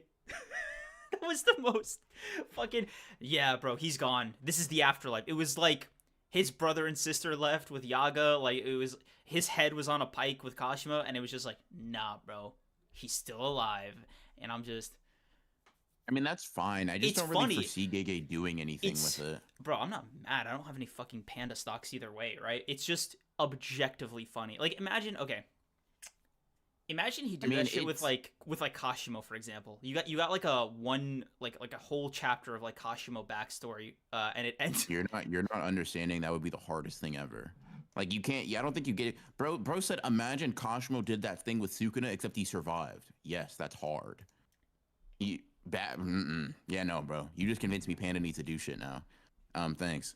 No, but like, okay, like the Yaga shit. Like, I just maybe I'm just incorrect, right? But on the timeline that Gege has for JJK, I don't really envision like Panda doing much, and I feel like the whole Yaga death, cursing him, Panda's cry, blah blah, that whole shit, Mm, like you're trying, and listen, I no one really cares because it's a character nobody cares about, right? mm-hmm. But even with that, it's like, what are you setting up for if the conclusion is, granted, I'm speculating, I could be very Mm-hmm. wrong, there's nothing. I think Gojo coming back, I mean, obviously Gojo for Sukuna, debatably great fight, right? But I think there is something to be said about like the lacking of character interactions. I've seen one explanation for it being that Gojo is meant to be like dehumanized. He's unsealed, not because he's particularly cared about, at least not primarily, but because he is a vehicle to fight bad guys. And Mm-hmm. it's like, cool, that's great. I think you can demonstrate that in having those be the only conversations he has, right? Yeah. Like in having Maki and Yuta and Hikari and all of them, right? Like, okay, yeah, yeah, cool, Gojo, we get it. Yeah, we did this, but like, okay, how? What's the plan to defeat Sukuna? What's the plan to defeat Sukuna? Blah Yeah. blah blah. Which he's kind of done outside of that, but I just feel like, yeah, I feel like there's things where it's like, dude, Yuta talking about not letting Gojo kill his best friend, and like Yuta sort of acknowledging the burden he's made Gojo carry as a fellow special grade, and not getting to acknowledge that to Gojo or with Gojo in some capacity. Once again, it's not the end of the world, but those small things do start to stack up a little bit over time. You know what I mean? Yeah. So that's how I feel about it, at least. But I also think people acting like characters never interact is like yawn fucking it's a textbook example of people taking something which very valid criticism, a criticism I even personally hold, and then you push it to like the most like why haven't Toto and Hikari had an in-depth conversation about their types in women? And it's like, listen, would that be cool? Sure, but there's not like that's not like built up on anything, right? There's no connection between them outside of like, and this is blasphemous to Toto, but like they kind of have similar vibes in the eyes of many fans. But I don't know. Yeah. I mean, yeah, I'm Panda's pandas. He's doing his thing. Gojo forgave Yaga, so it's like, I guess we're settled up. I guess we're square. Yeah. Fair. Villainous, thank you for the 2. Fuck with y'all boys heavy. This is gonna get me through my shift. Hey, bro, appreciate you for the Appreciate 2. it. And good luck with your shift, man. Good luck with your shift. Google Me, thank you for the 2. You think Yuta gives that Sukuna hand for Rika? I have thought about that. Yuta with dismantle and cleave would be so fucking cool. It would be crazy. I don't know if you want to count that as like a passive. Yuta Rika charged dismantle. Fuck. It would be so cool, but I don't know if Yuta would risk it. Like he might treat it as like another cursed object. Like he might treat it like a Sukuna finger, because like worst case, right? Damn, a Sukuna controlled Rika. Like I don't. That's crazy, man. I wouldn't want to run that. I wouldn't want to run that risk. Too high. It's like high risk, very high reward, but very high risk. Yeah. Jordy, think with the 5. Is Gojo not the strongest guy you fought? Yeah, Kashimo, my goat, was the strongest. You get it, bro. You get it. You get it, bro. Bro called Gojo magnificent, but he did not call him strong. Guess what he said about Kashimo? He called him strong. That's what I'm saying, bro. See, Jordy. I know. I see that you're seeing shit that everybody else ain't I'm gonna let seeing, you just. I'm just let you have this. Kai Otaku, thank you for the 5. Can't wait for chapter 248 where it turns out Sukuna actually popped his top off. Whoa. His top half off to avoid Yuji stabbing him. It starts becoming fucking detachable. Yeah. Like Buggy, like fucking Buggy, dude. Oh man. Yeah. Bro, I've seen those edits of like Buggy walking through Malevolent Shrine. That's funny. It's very funny. That was amusing. Jaden 2011, thank you for the 5. Calling it now. Sukuna escapes it because the sword's cursed energy snuffs out along with Higuruma's life before it can land. That too is also a possibility. Like, there's this is not the end for Sukuna. I think anybody knows that. So it's like, what is the meaning of this action? We know the meaning of this action. It's literally like Higuruma's whole thing. But I mean, like, yeah, as far as like the context of the fight with Sukuna, I wonder if it's gonna like manifest in a certain way, or if this is just sort of, damn, back to square one again. You could entirely eliminate that whole Kusakabe Higuruma thing if the curse is just going to go away after he dies. Like, I feel like that would be the dumbest thing to add in the story if it's like, oh no, but it didn't actually happen with Higuruma. Like, as if that shit was not exactly what it was referencing, you know? Mm-hmm. I don't know. I just think that it's not very likely for it to dissipate. I mean, it could, I guess, but I think the literal conversation they have a page before is curses don't always weaken after death. Yeah, the general idea is that they get stronger. Yeah. Similar to Nen and Hunter x Hunter, funny enough. That's a little Gege-ism, I think by accident, maybe subconsciously. No, it's not, bro. Anyway, I think bro's eating off his plate. But yeah. Jaden 2007, thank you for the 5. Calling it now, Sukuna escapes it because Sukuna's... No, I just said that. Did you not just say that? Kodane, thank you for the 5. I think at this point, after JJK ends, Gege better get the pen and start writing those light novels. Gege will offer notes, maybe the occasional art, but I think after he puts JJK down, he's like, finally, I'm free. Yeah. A Um, free man. That's a man who's broken his chains. no Toji shit. Mazana, thank you for the 5. The official status list has her known or has her as unknown. She's alive, bro. I saw that floating around, and my question to you would just be official status list from who? Who dropped the official status list? You know what I mean? I don't even think BR's trying to be Um, coy. I think I'm genuinely asking who where is the source? no, I'm being fucking coy. Oh, I'm not. Because I don't think Gege dropped a status list is what I'm getting at, right? Mm, I'm saying I like the official status list amounts to what we as the audience know, right? We mm, know many characters are dead, we know many characters are alive, but it's like, okay, yes, from our perspective, Nobara's well-being is unknown, right? And I'm not saying she's dead. I'm just saying like, I can't see Gege dropping that in you know, um, you know, giving away the goat, if that were a saying. I don't know if that's a mm. saying actually, but I think I've heard it somewhere. But basically, I don't imagine Gege's actually dropped that, but maybe he has. Like it's rare, but I'm wrong sometimes. But I just from my knowledge and my interactions with post chapter shit or even post volume shit, um, I haven't seen anything like that. Like I Mm. said, it could be wrong. Um, Let's see. Sleeping Danger. Thank you for the 14. When I see Yuji plus Megami aren't friends, I want to kill myself. Oh, that discourse is so fucking boring, That's bro. real? Blah blah blah. It's just basically that like Gege doesn't write them really as friends. Oh, Um, I mean they have would die and kill for each other. I don't know. yeah. Seems pretty friendly. I just think it's very silly. It's very silly. It's a very silly point. Now, you could argue that Yuji's fake as fuck in regards to Nobara, because how the fuck you meet somebody and within a couple, I'm scared. I'm scared of them replacing our friend, dude. One, you ever heard of a third friend? And two, the fuck is wrong with you? If Nah, you do have to pick one or the other, bro. what are you You know what doing? I think happened? I think Yuji loved Nobara. Loved is crazy, but like as a friend, loved Nobara so much he like assimilated her chair metaphor. But just assumed there was a predetermined amount of chairs, and he only got like 3 or 4. He was like a third new friend. Whoa, whoa, whoa! This is like a taxi, not like a double decker. Listen, man, all I'm saying is Megami's reaction is my reaction. Don't be fucking stupid, man. That doesn't even really make sense. Listen, that whole chapter, I stand by this. 210 might be one of the most ass chapters Gege has ever dropped.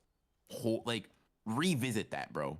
Revisit that dozens and dozens of chapters later, right? Everybody's like, I remember when we were there, it's like, oh, but maybe it'll make more sense next chapter. That shit wasn't true. I challenge anybody here to reread 210 just real quick. I mean, it's incoherent as fuck, but it's a pretty simple chapter, right? And then just think, does most of this make sense with the added context we have now? The answer will likely be fuck no. Mm-hmm. But yeah, 210 sucks. The very, very funny chapter. Because it's like, what are you doing there? But it's especially sorry, like funny because it's like, dude, God, that sentence doesn't even make sense. I've been afraid of her replacing Kugisaki. Been afraid of her. It's just God, like you're such an idiot. I mean, That doesn't even like. it doesn't track as A they just met. B like it sort of implies that Yuji's just like a girl that we're friendly with. She's vying for Kugasaki's spot. This snake. Yeah. Um. Oh God, I love Yuji, man. Kairizi, thank you for the 5. Coping, Yuji, blood manipulation, Megami, 10 shadows, Nobara, I replaced with Gojo 6 eyes. Aspects of the 3 great clans teaming up for the final fight. Man, you really want Nobara to come back. I mean, there's Bro, like believing that Creams will PayPal you $1,000 if that shit happens. he will not.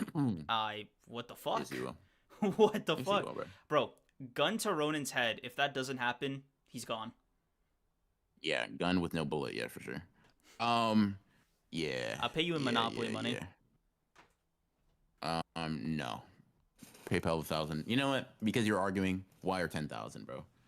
This is but yeah. crazy. Let's see. Jaden 3011, thank you for the 10. You know what? I'm gonna cope. Nobara is going to return with a replacement eye, able to see Sukuna's attacks and can counter them Oh by my using god. his attacks Oh my god. as both the straw man and nail for resonance. Kyriezy, this is you. Yeah, Look what you started, bro. Look what you started. Everybody relax. that's fun. Everybody leave Nobara's eye socket alone. All right, we're just gonna slowly step away from this and leave it alone. All right.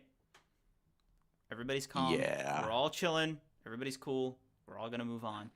So I do wanna ask you about something, sort of unrelated to the chapter, but I guess I want to wrap up how I feel about this. This was a solid 8.5 out of 10 chapter for me. I just thoroughly enjoyed it.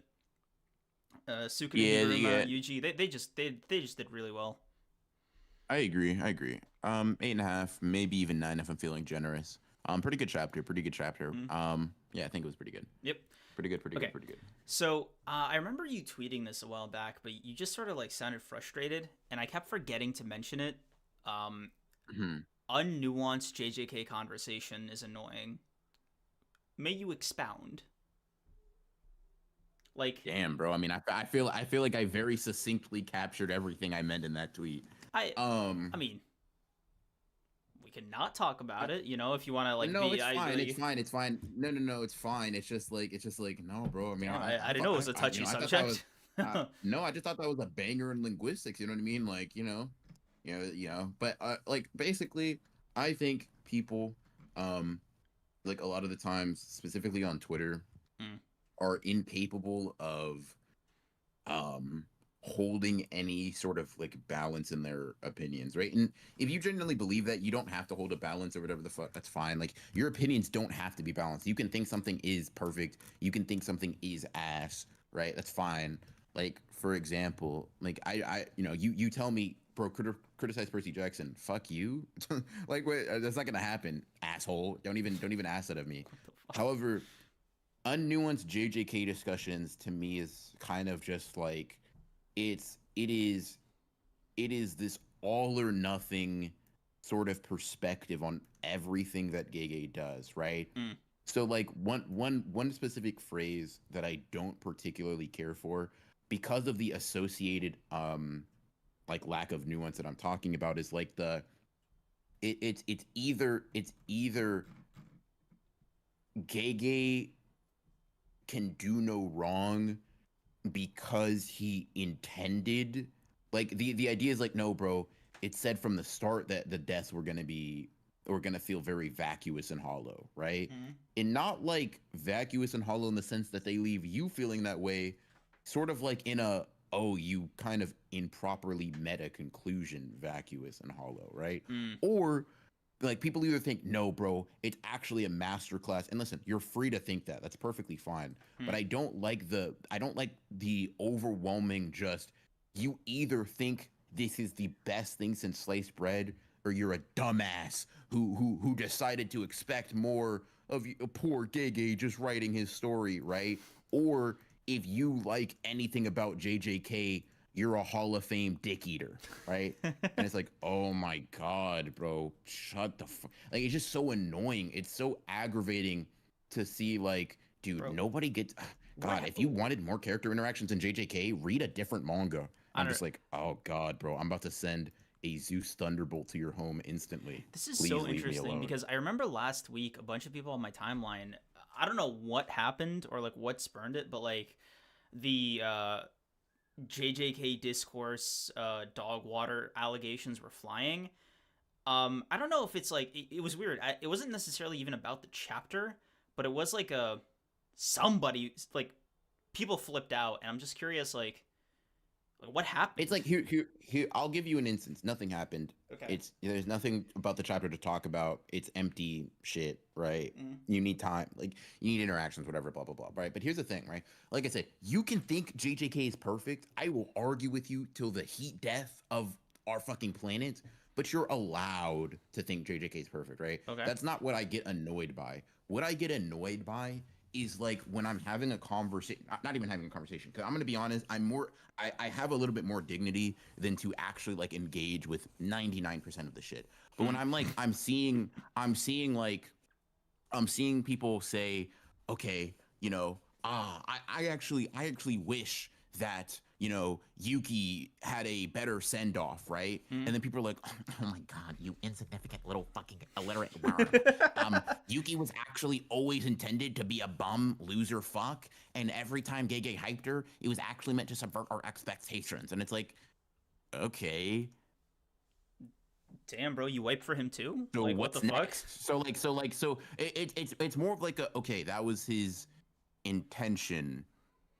I would say he conveyed that poorly because every time Yuki shows up, he has a dynamic with X, Y, and Z. I'm not gonna go in depth on Yuki hate, but it's sort of that, right? Or you say, hey man, I think this is actually like really congruent with something that Gege has done, right? You don't Mm. really have to like it. I completely get it, but at the bare minimum, right, you would have to dislike the fundamentals of JJK rather than specific instance because this is only exclusively congruent with his shit, right? And it's like, oh my god, bro, what do you want his payroll? You know, oh my god, bro, biggest glazer, you're a Rame to Gege Sukuna. It's like shit like it's like, god, bro, is I just and it's like and because the people that are more moderate are going to align more like me, of course I'm not going to see them because they exist, but they're fucking quiet because they're relatively unopinionated, right? So like only the people that think JJK is perfect and only people that think that JJK is bad, and you're an idiot for liking it or you're an idiot for not liking certain things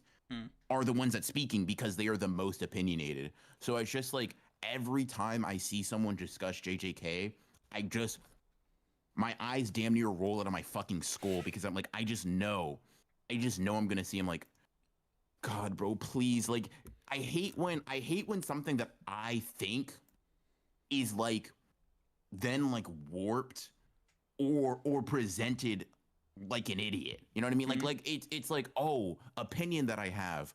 Oh, you presented this like a toddler in show and tell. Got it. Don't do that anymore, please. Because now I got to go back in the lab and I got to be like, am I just am I just remedial? You Mm. know, I got to look back. And I'm like, no, I'm not fucking stupid. You said that shit wrong. I don't know. That's what that was. I was just venting about like it's this is great. This is horrible. There's no in between. It's not possible that Gege misses the mark and also hits on things that he intends to do on regular occasions, right? It's not possible, apparently. It's infeasible that Gege both hits and misses in the same manga. Mm. I mean, Mm-mm. it's interesting that this was like the breaking point, chapter slash, like, not even there was an inciting incident, but it is interesting to me that this all kind of came to a head, pretty much around the same time, because I remember seeing like you, live, a bunch of people even, just was I remember Liv mentioning like the memes were getting out of hand. Do you think that's like Mm. a problem, like that's separate, or do you think that folds into like the wider discourse issue? Demon Akatsuka kind of hit the nail on the head. It's anti-intellectualism, right? It's Mm. thinking that like professional authors are dumbasses, right? Whereas like, and that's I really try when I'm saying I think an author should have done this, I think an author should have done that, Mm. right? I really try not to step on that line of I know more than you, I know better than you, right? I try to work with the rules you've given, and I'm Mm. like, and I try to make sure that when I'm saying, if I'm saying, Gege, I think you should have done this. I really try to make sure either I'm saying it more in like a private forum and like because that's fine. Like if I'm talking to you or Liv and I'm like, dude, Giga's a goddamn ass writer, right? I'm not really perpetuating any sort of like negative dumbass stereotypes like rippling amongst the community. I'm just like venting to friends, right? Mm. But when I'm talking about it publicly, right? When I'm talking about all these things, I really try to make sure that at the bare minimum the argument is logically consistent from start to finish. Like if the premise is true, the conclusion is true, and the premise is sound. It's why I am very, very strongly like I think I've changed my opinion on Gege's pacing. I've changed a lot of my opinions on like even on Gege's like the quality of the art, right? But it's like the effort that it would take for me to genuinely go through, break everything down in a way that acknowledges the nuance of it is just like especially if I'm not doing that in the context of a video, right? I'm like, I'm not fucking doing that for Twitter. Fuck y'all. I just won't have the conversations. For Like free, it's yeah. literally as simple as that. It's literally as simple as that, right? Sometimes I get it. I get into shit, right? Mm. Like I'll talk about like there is the whole discourse surrounding um uh so there's I'll tie these two together, right? Demon Okay. Knight 2 talking about like memes where it's like Gege didn't think of that. I'm Mm. sure you've seen it, but I'll show it to you. That it's actually very funny, right? Okay. It's actually genuinely hilarious. However, it's like it's when once again that joke turns into something that is internalized. Um, but it's like you'll see threads analyzing certain shit, and it'll be like Gege never thought of that, blah blah blah. And I kind of got that sort of vibe when I was talking about why I people have are seen this, yeah. why people are why Yeah. people are sort of like uncomfortable with Mei and not uncomfortable with characters like Sukuna, right? Mm. It was a very random spur of the moment. Like I think it makes sense to be more uncomfortable because the context of this entire story allows for death, destruction, and like loss of life to be more normalized than what Mei does, and like what her particular crimes or wrongdoings are, whatever, Mm. right? But there's always this sort of like, oh, the writer didn't think of that, the writer didn't think of that, and until that I say two things, right? One, I mean, you're probably just wrong. And two, this might be a hot take, but I don't give a fuck. I'm going to be so real. I'm very much a person when it comes to like literary analysis, right? Gege could say, and Gege has said, I don't write themes into the story intentionally, right? They kind of just come from what I write. You know what I mean? His beliefs or maybe opinions on a thing or like, an outlook that he has or, a philosophy he wants to explore. They go in there because art is a personal expression, right? It is going to naturally kind of like diffuse into your art. Mm. Gege says that. That being said, I'm not going to say, no, there are no themes in JJK. Fucking, I don't know. Rick Riordan can say, oh my God, bro, Percy Jackson actually has no deeper meaning. It's actually just like, it's actually like cannon fodder. It's barely above like kindling for fire. And I say this with all seriousness, but it's sort of like, you're you're wrong and I mean that shit, and it's like, Believe in yourself, so bro. if there's a lack of intention, right? Oh, the author didn't think of that. Well, I did. That's why I talked about that, and the shit's present because I can note it at X, Y, and Z, right? Okay, cool. Gege didn't think of that. Kubo didn't think of that. Kishimoto didn't think of that. Oda didn't think of that. Who gives a fuck? I did, and I'm the one talking about it right now. It's almost like it's because one, I saw this tweet and I kind of agree. Authors and artists are like some of the only professionals, or like some of the only career paths that you can have where people think you don't know what you're fucking doing. Mm. I think that makes sense to a degree. I will say it borders on a little bit of infallibility because you can be a chef, but it's like I've seen There enough Hell's was, Kitchen to know that a chef can present me some fucking raw yeah. food. I You know what mean, I I mean? remember this. Sorry to cut you off. It's just sort of Mm. salient. Like it's just on point where it was like, I forgot what it was. Short-term memory's kicking my ass right now. I'm so sorry, man. Wow, I just Mm. lost it. If I remember, I'll. This is embarrassing. Just keep No. going, bro. My bad. Yeah, you're all good. You're all good. And it's like it's one of those things where, dude, I mean this so seriously. Gege could come out today and say, "I've been writing JJK um by throwing throwing darts at a board, right? And just letting that decide my next plot beats." I'm like, cool, bet, kind of funny. I hate you, but that does not make any of the things I read into about JJK invalid. And all it means is that now I got full control of this ship. You know what I mean? Now it's my turn. All right, Gege, cool. You've given up control. It's time to lock in. Um, I don't know. It's just one of those things where I've never been. I don't know if it's death of the author. I've never. I don't It think might I've be. ever used that terminology correctly. But it's just one of those things where it's like, cool. Your conscious intentions don't mean jack shit to me Mm. personally. They're nice to substantiate a point, right? But it's like they aren't necessarily like contradictory to my points either. Oh, I didn't mean to put that in. Okay, Yeah, I mean, cool. how do I say it? I think you're practicing death of the author without realizing, because that's sort of just what it is, right? Like once it's out Mhm. there, it's sort of out there. And I remembered what I was gonna say, by the way.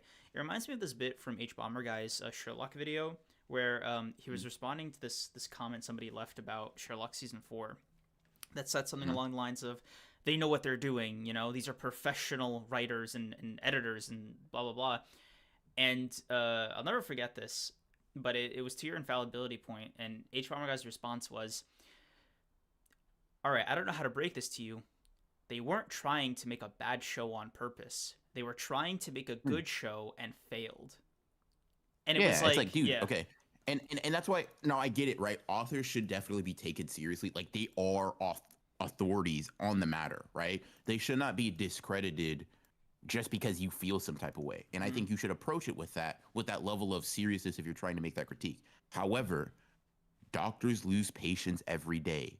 Chefs make ass food every day. Construction workers make shit roads every day, right? There are plenty of professions where plenty of professionals are not only like fallible, but sometimes it's okay to admit that motherfuckers get in there and they're downright incompetent, right? Now, I'm not saying that's gay. I don't think that's gay.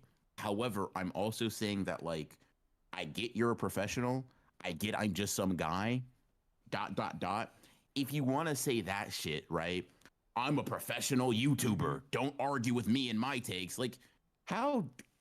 Think. Really run that through your head to its like logical extent. You realize, oh, okay, that. Don't get me wrong. I think the tweet holds a lot of validity because I will say, when people do act like authors are just bums, like they're just people off the street, motherfuckers who don't pour like their everything into making this shit. But I only hesitate to use that and champion that idea when it's used to sort of like argue that they are beyond reproach or beyond criticism in that nature. right. Yeah. Yeah. I mean, for me, it's like about having both. You know, there's no reason you can't do the memes and also do the nuanced discussion, right?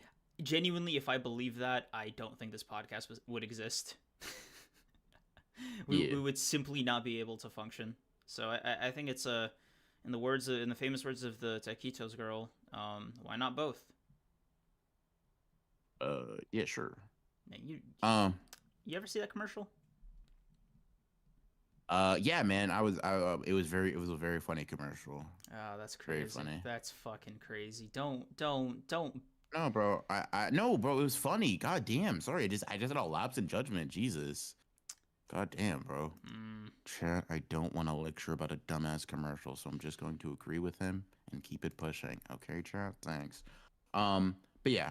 That's how I feel about it. That's where that tweet came from. Like, unnuanced JJK discussion. It's all or nothing. And like I said, it's fine to feel all or nothing. I just don't about JJK. I think there are definitely things that are like gray areas. It's like, I see what you're going for. I don't necessarily know if you stuck the landing. I get your intent. You know, I intend to be perfect. Some would argue that I fail. You know what I mean? I would disagree, but like, intent to do something or be something does not mean you succeeded. You know what I mean? That's kind of how I feel about it. Yeah. I mean, the attempt is like the main thing. I'd say it's just what the doctors, the construction workers, the authors all have in common is that they're like human. Yeah. Yeah. Well, I'm glad we were able to talk about that. That's interesting. Yeah. Yeah. I also agree though. People will use that Gege didn't think of that, and you're like, you're talking about like the idea of love tying back into like JJK0, and it'll be like, dude, come on now. Come on, man. Billy from across the street was able to make that connection. Why are we acting as if Gege, like, even if he didn't intend for that, why are we thinking he couldn't retroactively do that? Because Toriyama's a master of doing that shit. Toriyama's a perfect example of like, bro said, bro. Yeah, no, bro, I was writing Dragon Ball week by week. Actually forgot though, you know, like Toriyama's one of those authors that, you know, you could say, yeah, he's forgotten shit. And you know what? This man is like, what, in his 60s, tens of millions of dollars richer. Yeah, he's gonna forget shit, you know? Yeah. Yeah.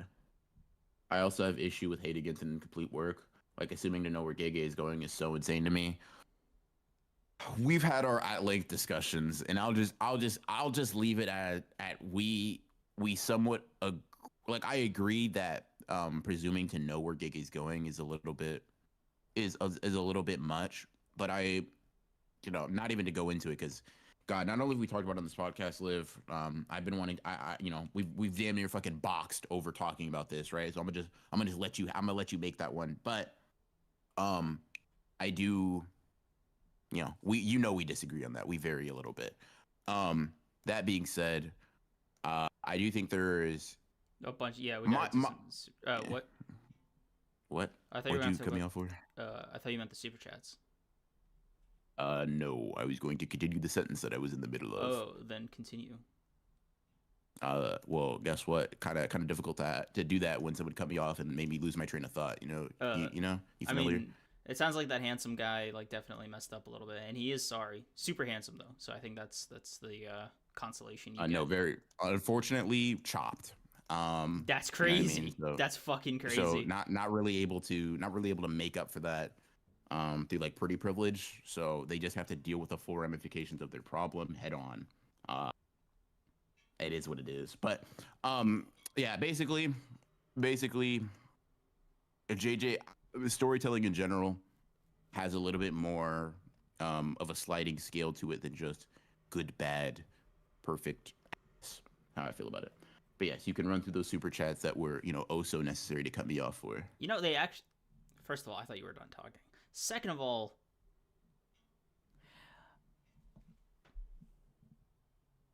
Demon Akazua, thank you for the 2. Yuji Sisana, she's prettier than Aphrodite. That's funny. It's a little funny Percy Jackson reference. M3D, thank you for the 5. I feel BR's frustrations because I be getting tired, be getting irritated seeing him get cooked on Twitter because he's spitting and the QRTs are so egregious. Do you get cooked on Twitter? I don't know anymore, bro. Bro, listen, here's my strat, right? Anytime I say something that could be remotely misconstrued against my opinion, I tweet it. I'm like, damn, a lot. Like I see like 30 likes. I'm like, mute. Bro, I don't know. Maybe, probably, in fact, right? But guess what? That's none of my business. I don't need to know that. I promise you, bro. The instant I tweet about anything, if somebody can disagree with me on it, it's muted. It's just like I just don't like respectfully. I didn't come on Twitter and tweet about something to hear your opinion, especially if I don't already like fuck with you or like you're not a mutual or someone that I see like constantly, right? Like I'm willing to stomach against like my natural instincts. Like I'm willing to, for limited periods of time, by the way, listen to what Creams has to say, or listen to what Liv says, or listen to what Johnny says, or Mikey, blah blah blah, right? But it's like, especially because like some tweets that I make like regarding those slightly more controversial topics have started getting a little bit more attention. I'm like, dude, I don't care what Gojo Satoru Glaze 445 has anything to say about my take, right? I just don't give a fuck. It has nothing to do with me. That's your problem. That's not my problem no more. Bro, yeah. So I don't know. Maybe I have been getting cooked, but the world will know. I will never.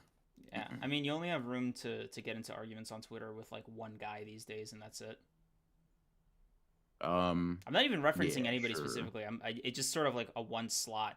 That's like, I only ever see you do it like with one person, and then you just burn out. Maybe I can't remember the last time I did that, but fair enough. Yeah, Beer, you were spitting with that one thread about them beating Sukuna about relaxing their mindsets. Yeah, I be cooking sometimes, you know what I mean? But once again, I'm like, oh shit, I gave an opinion. Let me mute. You know what I mean? And it just is what it is, bro. And I'll tell you this. A tweet going viral has not stressed me out since, bro. And the funny thing is too, I'll also sometimes just throw in some bullshit, right? Like crazily enough, I'd like to have fun on social media and like make jokes about shit. But people take things like they're very like anal about the whole thing of like they got to stick up their ass. They're not able to take a joke. I remember like so I think someone was talking about like how Sakamoto would really cook in JJK, right? Someone replied to the tweet like, "Oh, Toji's cooking that verse," and I was just like, when Toji like gets hollow purpled, right? And I was like, that's Toji after Sakamoto throws a honey bun at him at the speed of light. And someone replied and they were like, light speed? Show me one scan that's actually light speed. And I just blocked them. I was just like, dude, fuck you. Like, Biden blast. Ha, like you're gone. I don't need to see you anymore, bro. I was like, yeah, no, you're just dumb. And it's so much more peaceful, bro. It's so much more peaceful because it's just like, oh, I get it. You don't have to exist in my world anymore. That's a W. So Man, mute your tweets, chat, especially if they go viral. chat, y'all don't get how much character development this is. BR, when I met him, the block button was seen as a sign of defeat. He'd argue, until the sun came up. I'm gonna be honest. If you remember, you know that Creams like did a very similar thing yesterday. Creams either has the memory of an infant, which is to say, object permanence really isn't a thing for him, or he's just lying. I don't really know. Um, Insane. but yeah, On both fronts. yeah. Um, A little mean, but we Trolls belong under bridges. Twitter is under a bridge. It is what it is. digress. We do digress. Yeah. Anyway, I think that's it for this episode. Unless you got anything else. Nah, you're good. Hold on, hint legato. I'm autistic as fuck, and I thought that was a serious take. And that's why I just be muting shit, man. Because like, I'm really not trying to, like, here's the thing.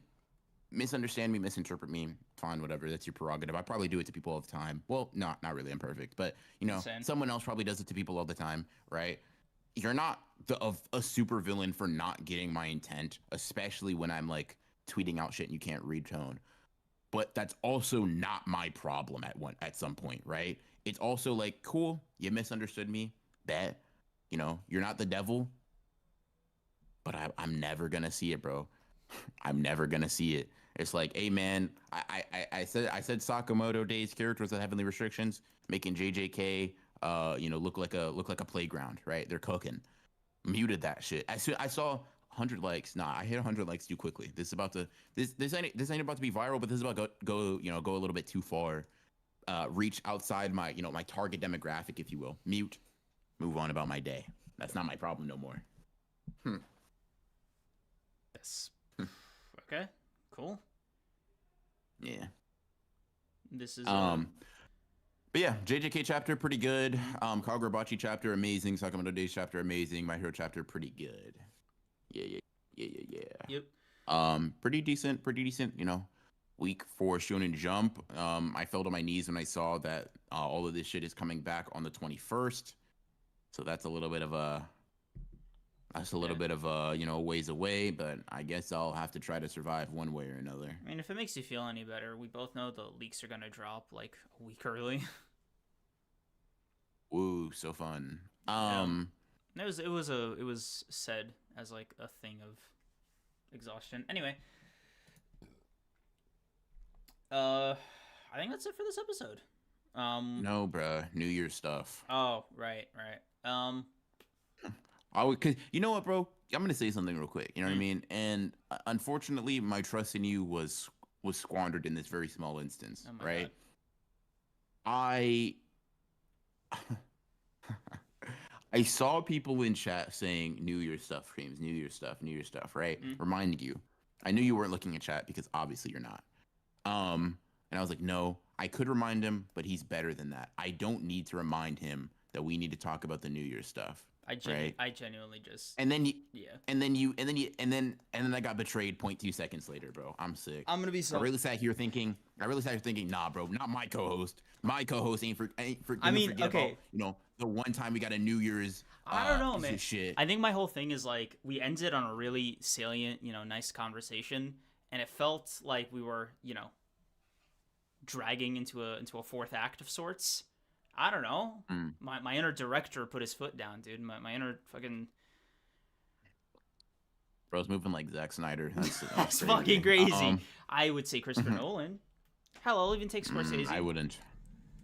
You won't. Maybe Tarantino, but specifically the racist scenes. There it is. There it is. That was only a matter of time.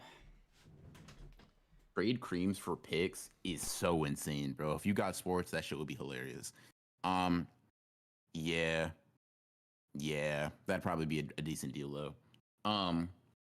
But anyways, yeah. So, I guess to set the table a little bit, we've done this for the last 2 times that we've we've talked about, or we've made it through another new year on the Mm-hmm. Honorable Ones podcast. But basically, we kind of look back at what we accomplished this year, the things we did, the goals we had kind of had, and then we also look forward to making new goals, what we're trying to do, what the intention is, et cetera, et cetera, et cetera. Just really, I know it's a little late, 5 days into the new year, but just to really kind of kick off, like, what set the tone. You know what I mean? Mm-hmm. First month, got a lot of 2024 ahead of us. What are we hopeful for? What are we trying to accomplish? Whether it be on the podcast itself, whether it be personal stuff, content, et cetera, et cetera, et cetera. And Creams, I know you've been really looking forward to this. I've been looking forward to hearing how you've like developed your own, like gone through your own tumultuous bullshit regarding like goals and setting them and whatnot. Mm-hmm. So I'll let you kick it off. I'll let you set the tone for looking back, looking forward, and where you're at in the present. Um, Man, the looking back part is going to be the toughest one. 2023 was an odd year. I think podcast aside, right? I had my little thing on TikTok. That was cool. I got up to like 30K. Then I just sort of, I like as quickly as I got back on the horse, I got off almost as quickly. And the last 2 months, especially, have just been a lot of, man, what the fuck am I even doing anymore? Like the first 6 months are, the usual, thing for me at this point, right? Like try to get some YouTube videos done. Remember how absolutely grueling the process is. Give up. Well, obviously, the podcast is an exception to all of this, because I am held accountable by somebody that is not myself. Um, and I don't know. I feel like this is the year I kind of wanted to say, let's break the cycle, right? Let's try something new and just be honest with who I am and like what exactly is that I want, right? Like I feel for the longest time I've been trying to live almost somebody else's dream, and that's just not me. And it's something that I've had to come to terms with, especially in the last couple of weeks when I was making these resolutions. So I made a version of them that's like, typical creator stuff on my Twitter. It's like my new pin tweet. But Mm-hmm. I I do have like personal ones that I think are just a little bit more my speed, which is just do shit that I find rewarding, and parentheses make me some money. Like it's parentheses. It's not its own bullet point. It's not that important. It's not that important. I can go without it, right? Kind of a give or take thing, but it's like a little. It would be nice, right? But it's not my priority. My Mm-hmm. priority is just like fulfillment to some degree. I feel like there's been a lot of resentment. Not resentment. Resentment's the wrong word. It's like a general level of this shit is tedious. Like I'm so tired, drained. I need a change of pace. So I was thinking back to like the happiest moments of my last year, right? Like shit I was doing, right? And there are a Mm-hmm. few that came to mind. A, streaming on the podcast. B, those little streams I did on my channel with Shammy and Johnny. Mm-hmm. Um, the just playing Persona 5 was fucking great. That was an experience. And recently reading the Percy Jackson books, it just felt like I had more shit to enjoy at my disposal in a way that I didn't feel like, oh, I could be doing something else or I have to do something else. And I think that level of, I don't want to lose that, man. I don't want to lose that kind of personal satisfaction of just living my life and enjoying it. So I'm gonna take a more loose approach to everything I do this year. Like one of the things, like one of my funnier goals, for example, I mentioned it to you, but I'll mention it to chat, right? Is unironically just to talk about my favorite show, Family Guy, more. And I mean seriously, like in any capacity, just to do it, just to like scratch that itch, and then kind of just see where that takes me. Um, Mm-hmm. and that's I'm yeah. curious.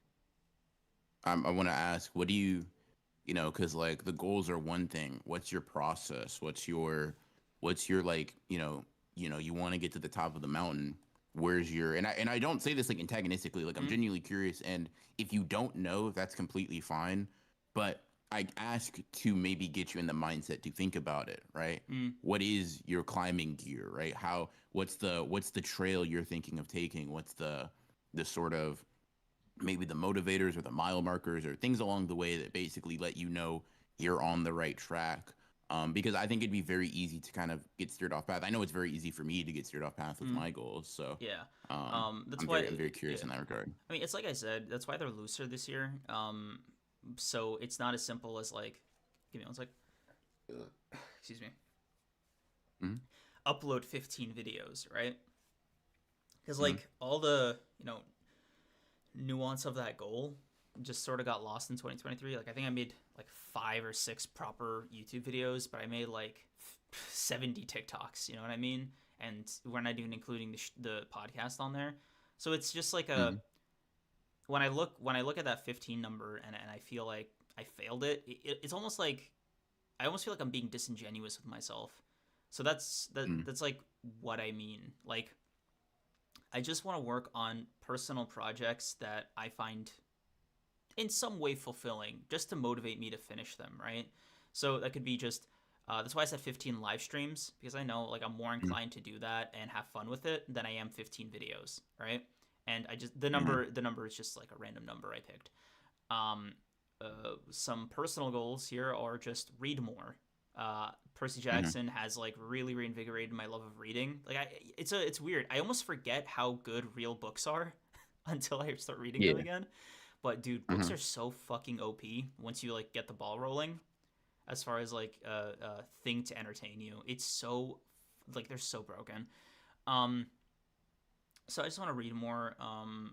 And this is gonna sound like an anti-resolution, but I want to be able to play video games a little bit more responsibly.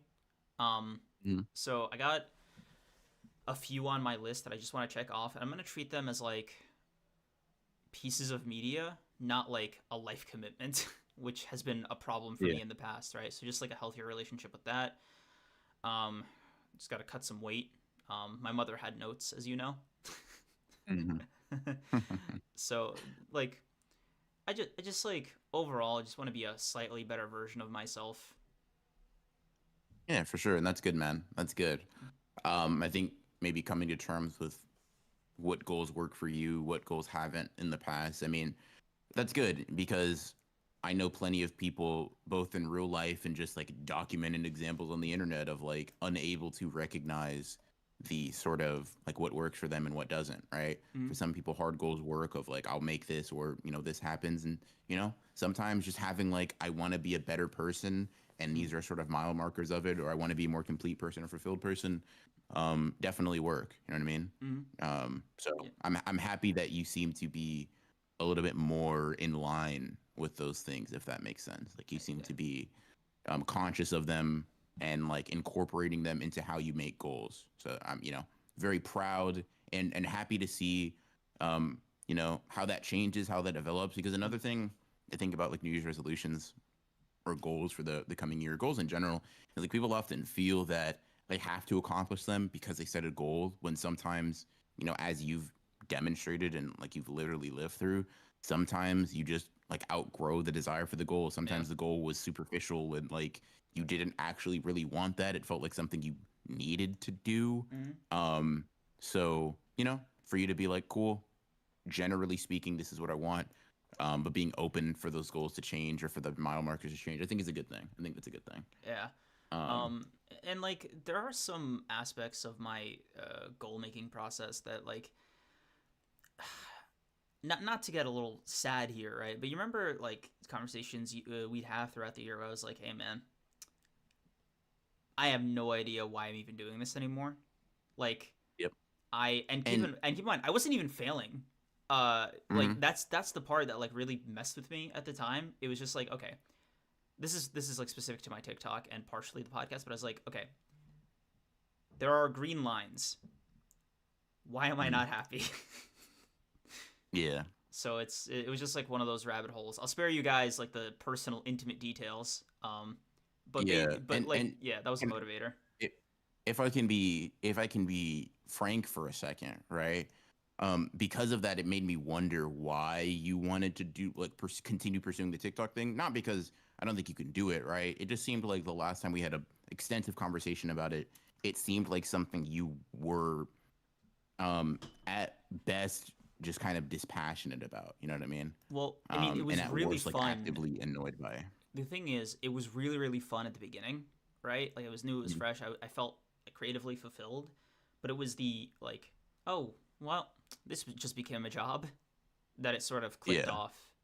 So when I say it, like adjusting my my mentality or my relationship to it, that's kind of that's what I mean. Just trying to preserve that spark that was there at the beginning, like the whole way around. Like recently, I made one like a couple weeks ago, just on a whim.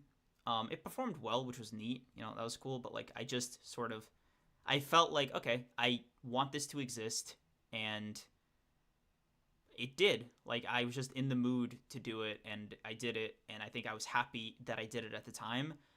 But if the Mhm. next day I woke up and I'm like, fuck, I need to make one today, I just got nothing. Like, that's when it becomes Yeah. miserable. Yeah. Yeah. For sure. For sure. Well, that's good, man. That's good. I'm wishing you luck on the goal. Obviously, I'll be hearing about it um, as you sort of go through. So, I look forward to it, man. I look forward to it, and I'm very, very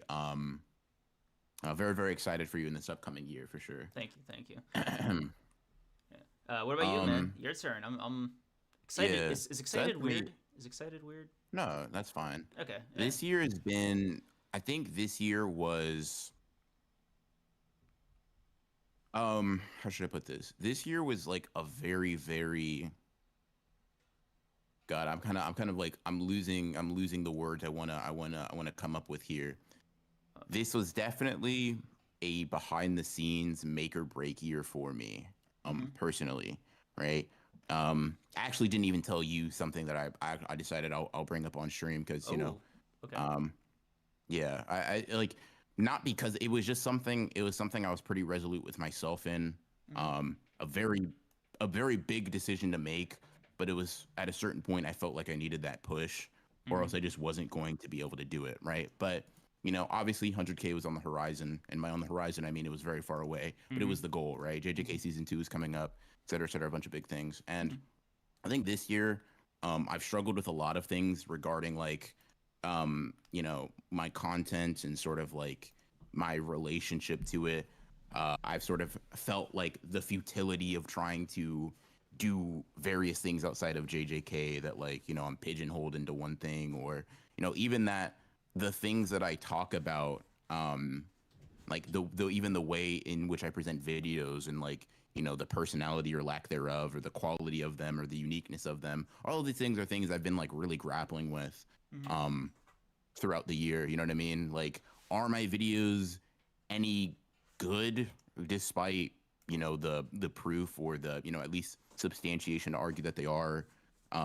Is there anything about what I create that is like entirely unique or whatnot? Like all of these things, you know I understand that like I joke that I'm like the paragon of confidence or like, arrogance or whatever. Mm-hmm. Confidence is crazy. It's definitely arrogance when I'm like I'm perfect or whatever. But like these are things that very often go through my mind. Shit, I was editing a video or like cutting the audio of the video today and I was like, dude, I might be the most boring fucking person on the planet.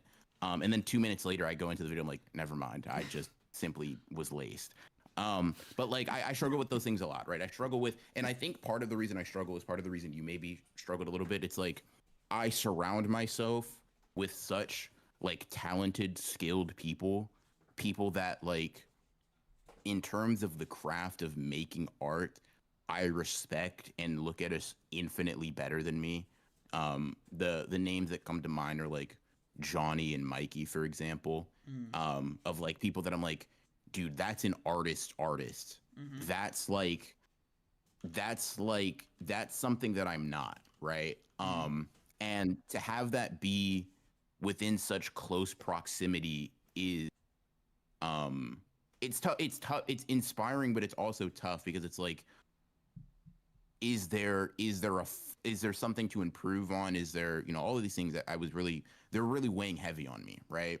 I was really trying to, get into variety a little bit. That was a big goal for me last year. And like I'm very comfortable with saying that like I completely and utterly failed at that, right? Just didn't do it in the way that I want to at all Mm-hmm. is what it is, right? I honestly don't feel bad acknowledging that in any capacity, but it's just the case. Mm-hmm. But it just happened. So here's the thing I didn't tell you, Mm-hmm. right? And I kind of kept it to myself for the most part. So I made a decision, right? There was a slumping period for me. I don't know if you remember, but it was kind of like there was this long lulling period for the channel, maybe like March, maybe like from the beginning of the year to like May, Is if I'm that remembering correctly. when I sent you that that message? The no. You sent that to me when I was actually like on my like little come up type shit, right? God, Which made it actually funnier. But God, okay. it was here. I can actually check my analytics and see where it happened, right? Mm-hmm. It was from April to June where it was just I performance wise, yes. Variety wise, yes. Everything was just like really bad, right? Mm-hmm. Very tough, very difficult. And it was then I made a resolution with myself, right? And one I intended to keep, and one that may sound crazy, but I know myself, I know the way I work. I know the kind of motivations that work for me. I'm very much a sink or swim, super competitive guy. And I'll even just show you the screenshot, right? So you can kind of see around the time I made it. You can see I made it in June, right? Mm-hmm. Um, you can see like I made it in June of this year, right? Lining up perfectly with I was very much at my wits end in terms of like performance. I did Whoa. it just felt like right. I'll tell chat in a second, right? Okay. But I was very much at my wits end. It was very much like I can't keep feeling like this because, you know, I mean, lore dump that I think everybody is. I had a channel before, very successful, not very, very crazy, successful, blah, blah, blah, right? Cool, I whatever. would say it's Cool shit. very by like most Um, people's standards, but you know, I mean, there's no sure, need to sure. But knock yourself, you know. I'm being more vulnerable here. I'm trying not to like gas myself up Right. too much. I'm just like, I I'm just got trying to you. be genuine, right? I got you. Um, but, you know, successful, cool. But it was like, long story short, I wanted to break free of that, right? Mm-hmm. Cool, fine, whatever.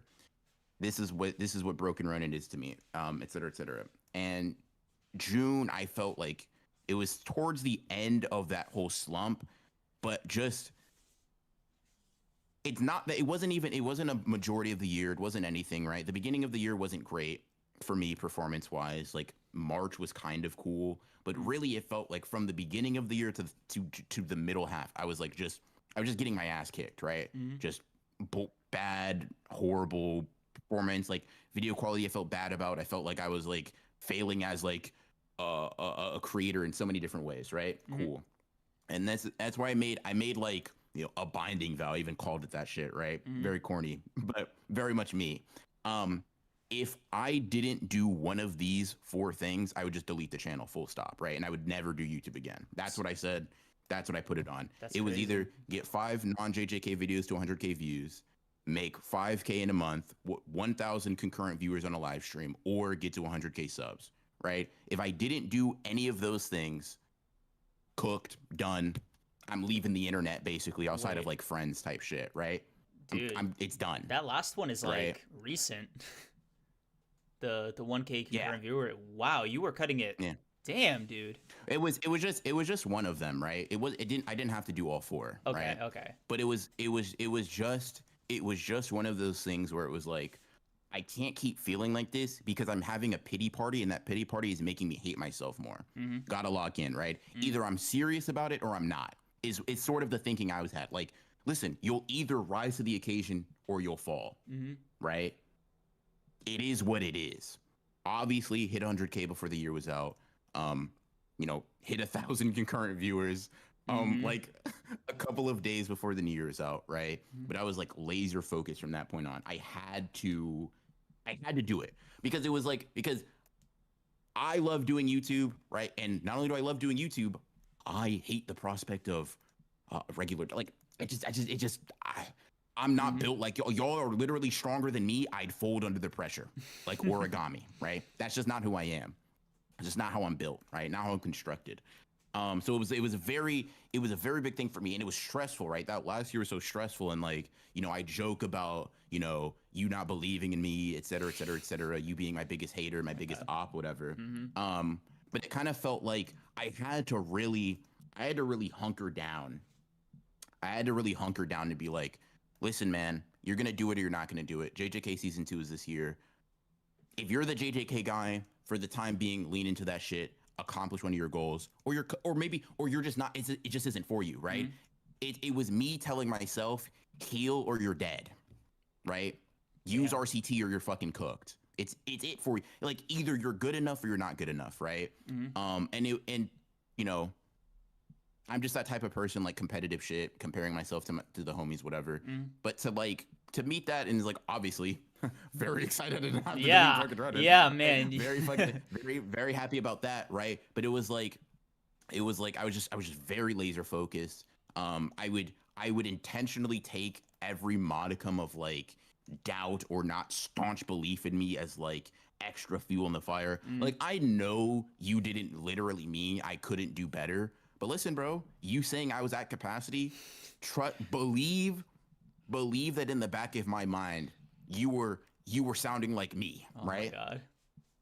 No, I'm serious. I'm serious, right? Believe in the back of my mind, I was asking myself the same things like, dude, how the fuck do you put out more videos? Like, where's your sleep at? I Do see. it anyway. Figure it out, Mm. right? Figure it out or you're cooked is the idea, right? And this year, you know, I think that was I don't regret that at all. I think that was very Mm. poignant. I think that's why I was able to push so hard towards the end. But I think this year I look at everything I'm doing now and I'm like, variety or death. That's it. That's it, bro. I see. Now not probably putting anything on the line that crazy, Mm. but like I think I I I spent last year, especially that last half, um, really getting those numbers up, boosting Mm. everything as much as possible, right? And now it's time to start, I think, doing the legwork to expanding on that foundation. And trust me, I'm very well aware because I've said similar things and I've tried similar things. Like Chainsaw Man season 2 dropped. You know, I was like, damn, bro, nobody wants to see anything I talk about outside of JJK. And here's the thing, it'll probably be the case again now. But I'm just bracing myself for it and like, hey man, it is what it is. It's growing pains. It's necessary. That's kind of what I'm going into this year with because it's one of those things where not only could you not just rely on Gege forever, right? It's not Oda, but it's also like I don't really want to. I love talking about other stuff, right? I love discussing other manga. I have many other series, like just many other things that I think I have an interesting interpretation on that I kind of like limit myself because I don't think anybody will watch. And it's like, Mm. hey man, and I say this confidently, not arrogantly, at least with my intention, right? Mm. I didn't spawn in with people caring about what I had to say about JJK, right? Mm. I won't do the same thing here. But but like I can look back at the effort it took to get here and be like, cool. I if I put that same effort in here, it makes sense that I'm able to do the same thing and replicate it with other series, et cetera, et cetera, et cetera. Mm. So that's kind of where I'm at. That's kind of where I'm at. That's a big thing for me. Mm. And another big thing, you know, I've been talking about the channel, hyping it up. Another big thing for me is having like a big hobby, a big like intellectually engaging pursuit outside of content creation. Because while I do love that, while that is an artistic thing, there is also job stress, right?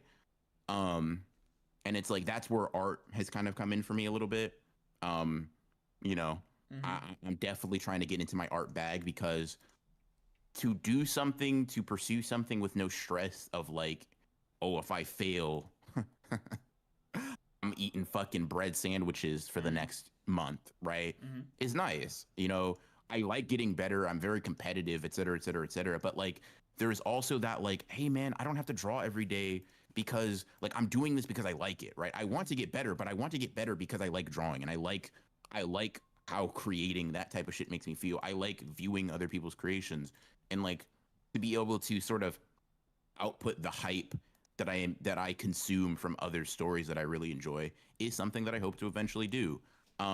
So you know, drawing is in the bag there. Drawing is a necessary thing. Mm-hmm. So much like you, right?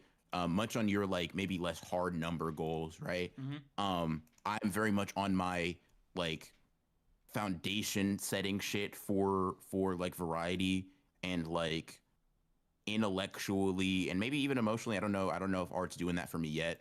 I've only been doing this shit for a couple months, but like just expanding my repertoire of like who I am as a person, right? Mm-hmm. Outside of just making this shit. Because to be fair, like doing YouTube and getting to this point has required a single-minded dedication towards it, right? Mm-hmm.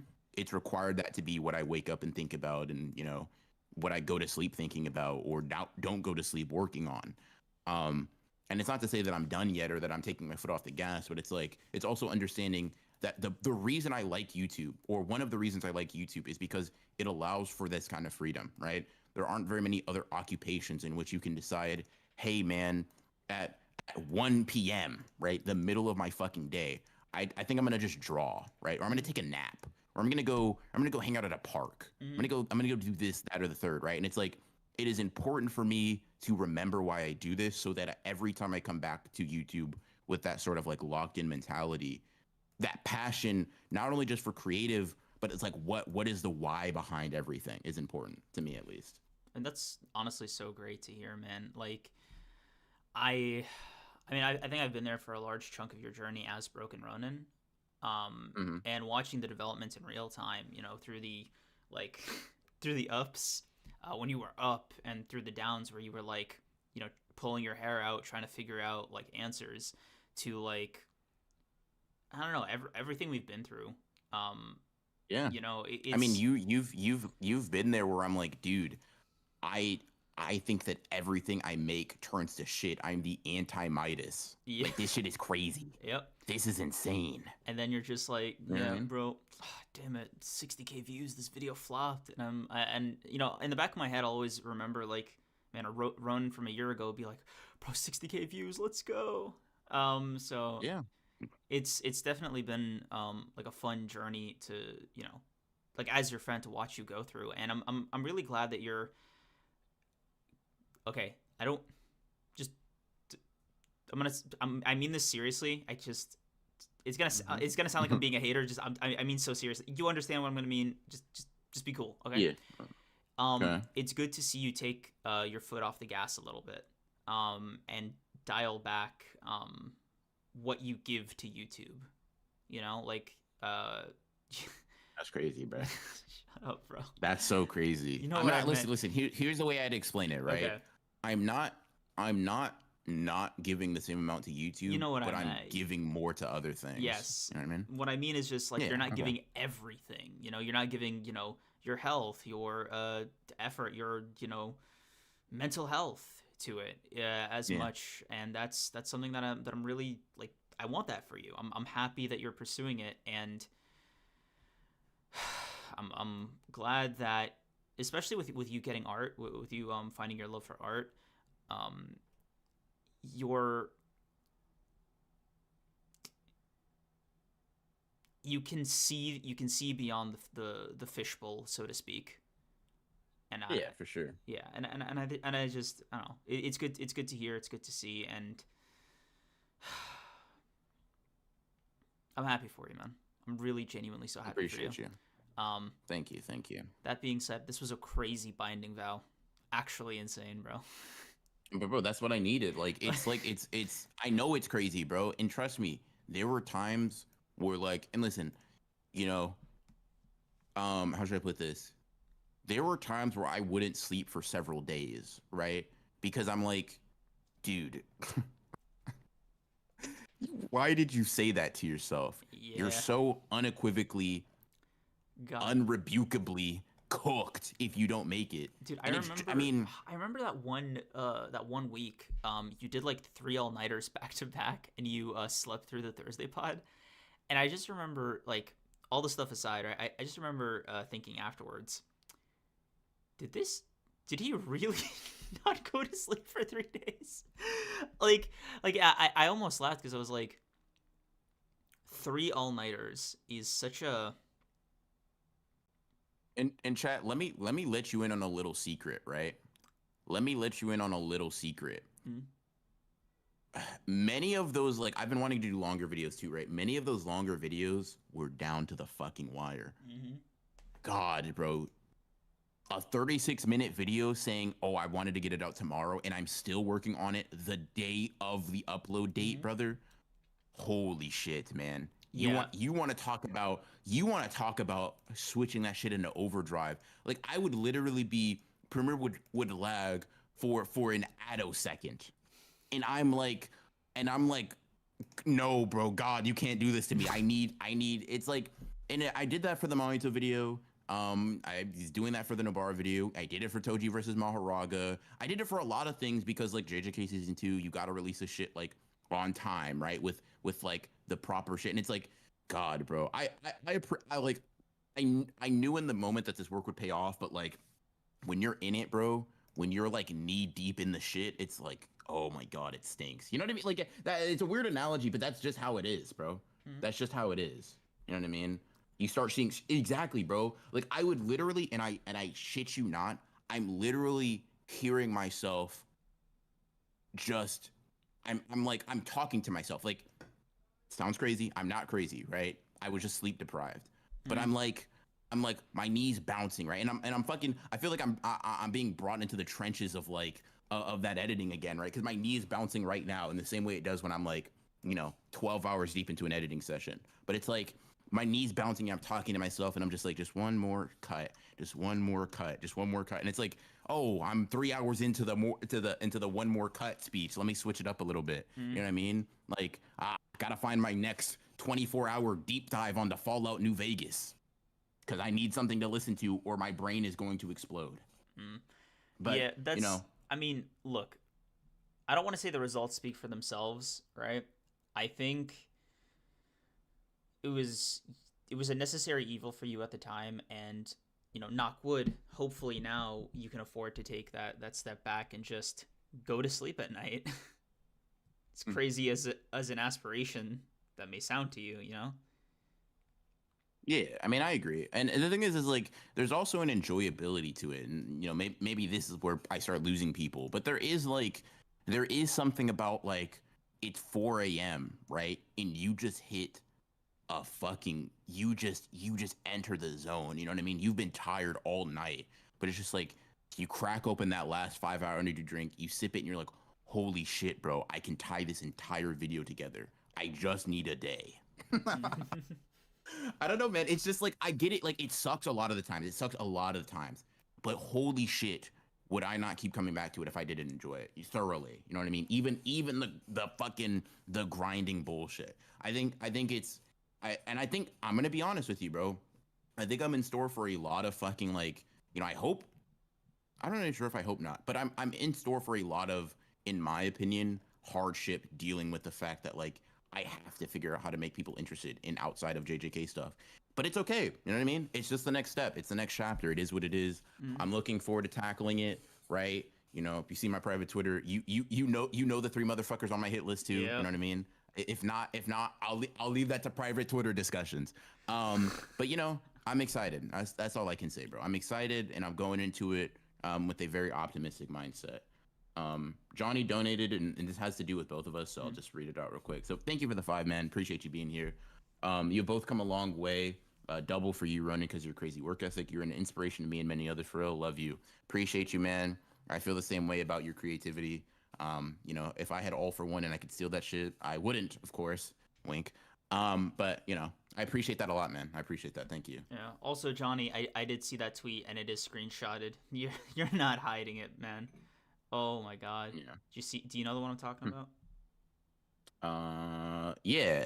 I wanted to just I wanted to find something that encapsulated nah, bro, that's weird as hell. Same. Yeah. You know what I mean? I But I did. couldn't find it in time. Yeah, I think Shammy just responded with, "He really is Cream's other half for real." I just gave it a like and pressed on, but Johnny, it was observed, and it was there. Yeah. There was judgment passed.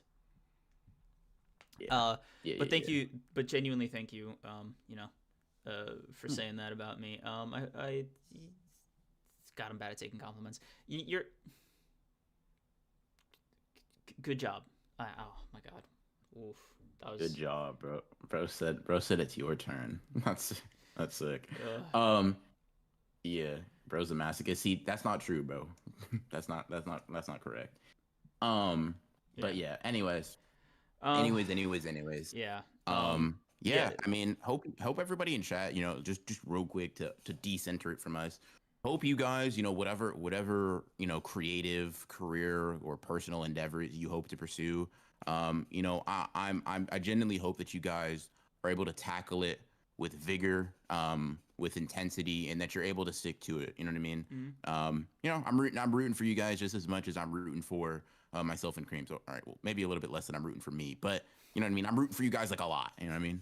just one tier down. Same here. Um, Same here.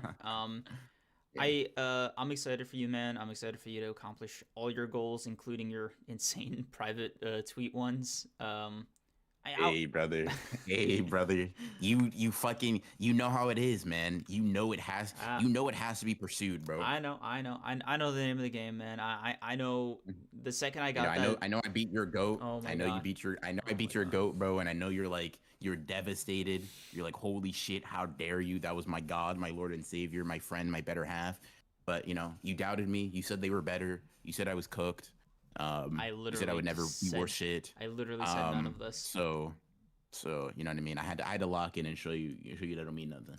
Um, but yeah. Man, what a year. I guess What a year.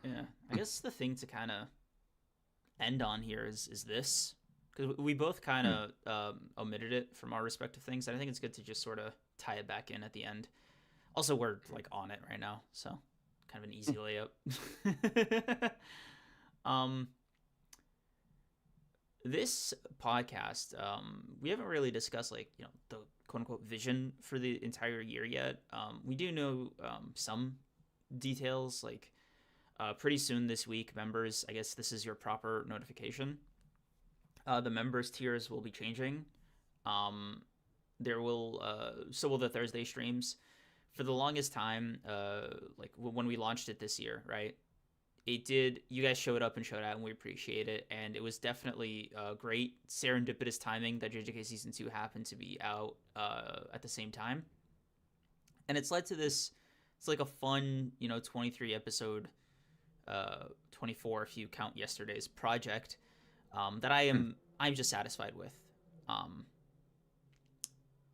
do you want to say something before I transition to the next part, or No, I mean, I think it was a good foray okay? into like what we did with members. Yeah, you can Yeah. just jump right into it, man. So with that being said, it did kind of inspire me, and you guys might have heard the jokes, right? BR's made most of them, but it was like okay, this is the year, we break, try to break free at least through one of our JJK chains, right? And it happens to be like we had a deadline with the anime, right? So it was kind of it was rusting anyway. The chain was rusted anyway, but I felt confident that BR and I could do the podcast outside of JJK, and now we're into this phase of let's see if I'm right, or let's see if that was just like me lying to myself and him. So this is gonna be the year my bluff gets called. Yeah, bro. Either he's right or he's wrong, and I'm not gonna lie. I'm down. If he's wrong, that's funny as hell. But if he's right, obviously that's good. Mm. uh, so when we launch Honor Ones After Dark next week, that'll just be us. Yeah. No JJK, just us doing our thing, and Hmm. I'm excited. I hope you guys are excited. I'm definitely nervous, Yeah. but Apologies for it not just being me. But Cream has decided I wanted to join, so just uh-huh. one of those things. No, but for real, right? Mm-hmm. For real, it is gonna be very interesting. Like, I'll say this, right? If you're someone that didn't enjoy the waffling, yeah, you might be cooked. But if you're someone that did enjoy the waffling, if the waffling was what you came to those membership streams for, um, that's the episode, bruh. Yeah, that's That's the the episode. episode, and it's staying up there for members only, bruh. Members only. You know, Yep. it's So just we just leaving it there. yep. The other tier is just for people who don't care to watch the episodes, and but still want to vote on the polls. So that'll be for you guys. Hmm. Hmm. But the rest of y'all, the walls are more more or less closed. Um, But we'd love for you to join us, and we appreciate you all. Um, Yeah. Yeah, expect many of the ideas. I haven't gotten the chance to talk to Creams with about this, but many of the ideas, like for fun content shit, right? You mm, guys thought of like shit that maybe would normally be a little bit not even dicey, but just wouldn't really do on the normal episode. Consider for example, right? I said I'd never play you in chess, right? mm, Well, if I'm promised it never reaches the public, I might be willing to do that. You know what I mean? Like shit that is like not even bad, but just hey, this is cool with a more like smaller community idea, mm, right? I mean, not only are you just going to get like waffling sessions from us, right? Which I think they're pretty fun. mm-hmm. But on top of that, you can probably get like different ideas that we just normally wouldn't do on the episode, just due to the nature of us, like, talking about anime and manga, specifically Jujutsu Kaisen and Shonen Jump manga primarily. You know what I Mm, mean? Honored One's Uno might go crazy mm-hmm. because when Creams finally breaks and like says a slur Oh my on god. Oh stream my god. I knew because of you. how angry he gets, God. it's gonna be wild. You know what I mean? Uh, I'm glad you have some kind of aspiration for it. But yeah, it's gonna be fun. It's a new chapter. And I'm excited for it. I'd love to speak for BR and tell him he's excited for it, but I want to be serious for this section, so I'm just gonna politely wait for him to like say his piece. Yeah, I mean, I'm excited. I'm excited for like some of the more unorthodox things we decided to do. Mm, Like things a little bit maybe outside of what we've done before, because I think that'll provide certainly a unique experience, mm, 100%. I am excited. I am excited. You know what I mean? Talking about a chess training arc, and I will say this, right? The moment I get a date for that, you best believe I'm going to be, I don't know, man. We'll see. We'll see. mm, But, generally speaking, going to be a lot of fun stuff. So hope to see you guys there. Hope you guys enjoy it when you do get there, et mm. cetera, et cetera, et cetera, et cetera. Yeah. Um. Hey, out of curiosity, what has the Mhm. podcast journey been like for you this year? Like on your end, like in your Um, creative map thing in journey. my creative map thing, I don't know, bro. Like for me, the podcast has always just been I show up and I have fun and I talk and I entertain and on very rare occasions I get like authentic and genuine and stuff. You know what I Mm, mean? I think for me it's been fun. It's been an outlet for like random rants. You know, mm, it's our VCs if they're like streamed. You know what I mean? yeah. So I generally just feel like that. It's like that's genuinely just how I feel. You know what I Mm. mean? Yeah, Um, I feel similar yeah. because I was like, man, when else am I gonna have a 90-minute screaming match about Percy Jackson? Like, Yeah, chat. Listen, if you're not a member, that drop is gonna be crazy. oh The yeah, first half of the episode's good. The mm, second half of the episode, especially if you're aware of Percy Jackson shit, is very like I'm gonna gas myself up. Very, very comical. We peak. kind of were Yeah. in our bag. We were kind of in our bag because it's Mm, just like I don't know, man. We were just on bullshit. That's all it yeah. is. That's all it is. I say we cooked. I re-listened to it a little bit earlier today, just because like I had some time to kill, and I was like, yep, it wasn't just in my head. We were actually this funny. So I was like, give myself a little Yeah. pat on the back. Um, Yeah. okay, yeah. So if you guys feel similar, it's we'll see you on next Thursday for the members stream for the first Honored Ones After Dark. Yep. Yep. Yep. Jaden 3011, Sleeping Danger, thank you for the 2 and 14 respectively. And Jaden 3011, you would not cook me in Uno. I'll say this, the minute I start losing, banned, crazy. But yeah, thank you for the 2, appreciate you. Maybe Creams though. And Sleeping Danger, thank you for the 14. What happens on After Dark stays on After Dark. Yeah, but I'm there, so like, don't expect racism or bigotry of any kind. Well, more than the usual brand that you see in Notice that you public. didn't You know say what I mean? misogyny, but that's typical for you. Yeah, we'll just have Liv and Landa come up there and check you on that. That's not really my place. You know what I mean? I know that's crazy for you, but like as a man, I'm not. It's not my place to do everything. Women can speak for themselves as well. The 4% are growing and getting stronger every day. I'm You know gonna what I mean? knock wood, bro. That's what we want. Why are you saying it like it's a bad thing? This is the shit I'm talking I'm not. about. It's a bad thing for you. It's not a bad thing for me, bro. Like you're the woman hater. What's that? Like what? I don't know, bro. I'm chilling. Anyway, But yeah. thank you guys for a great year. Um, We appreciate each and every single one of you. Um, Mhm. why did that sound so hollow? Like we do appreciate each and every single one of you, everybody who's Appreciate every supported. single one of you. Yeah, everybody who's watched, subscribed, donated, liked, interacted, anything. You've given us a wonderful season 2 of Honor One's podcast. So we hope that it's going to be a fun season 3. Yep. Hope you guys have a good rest of your day.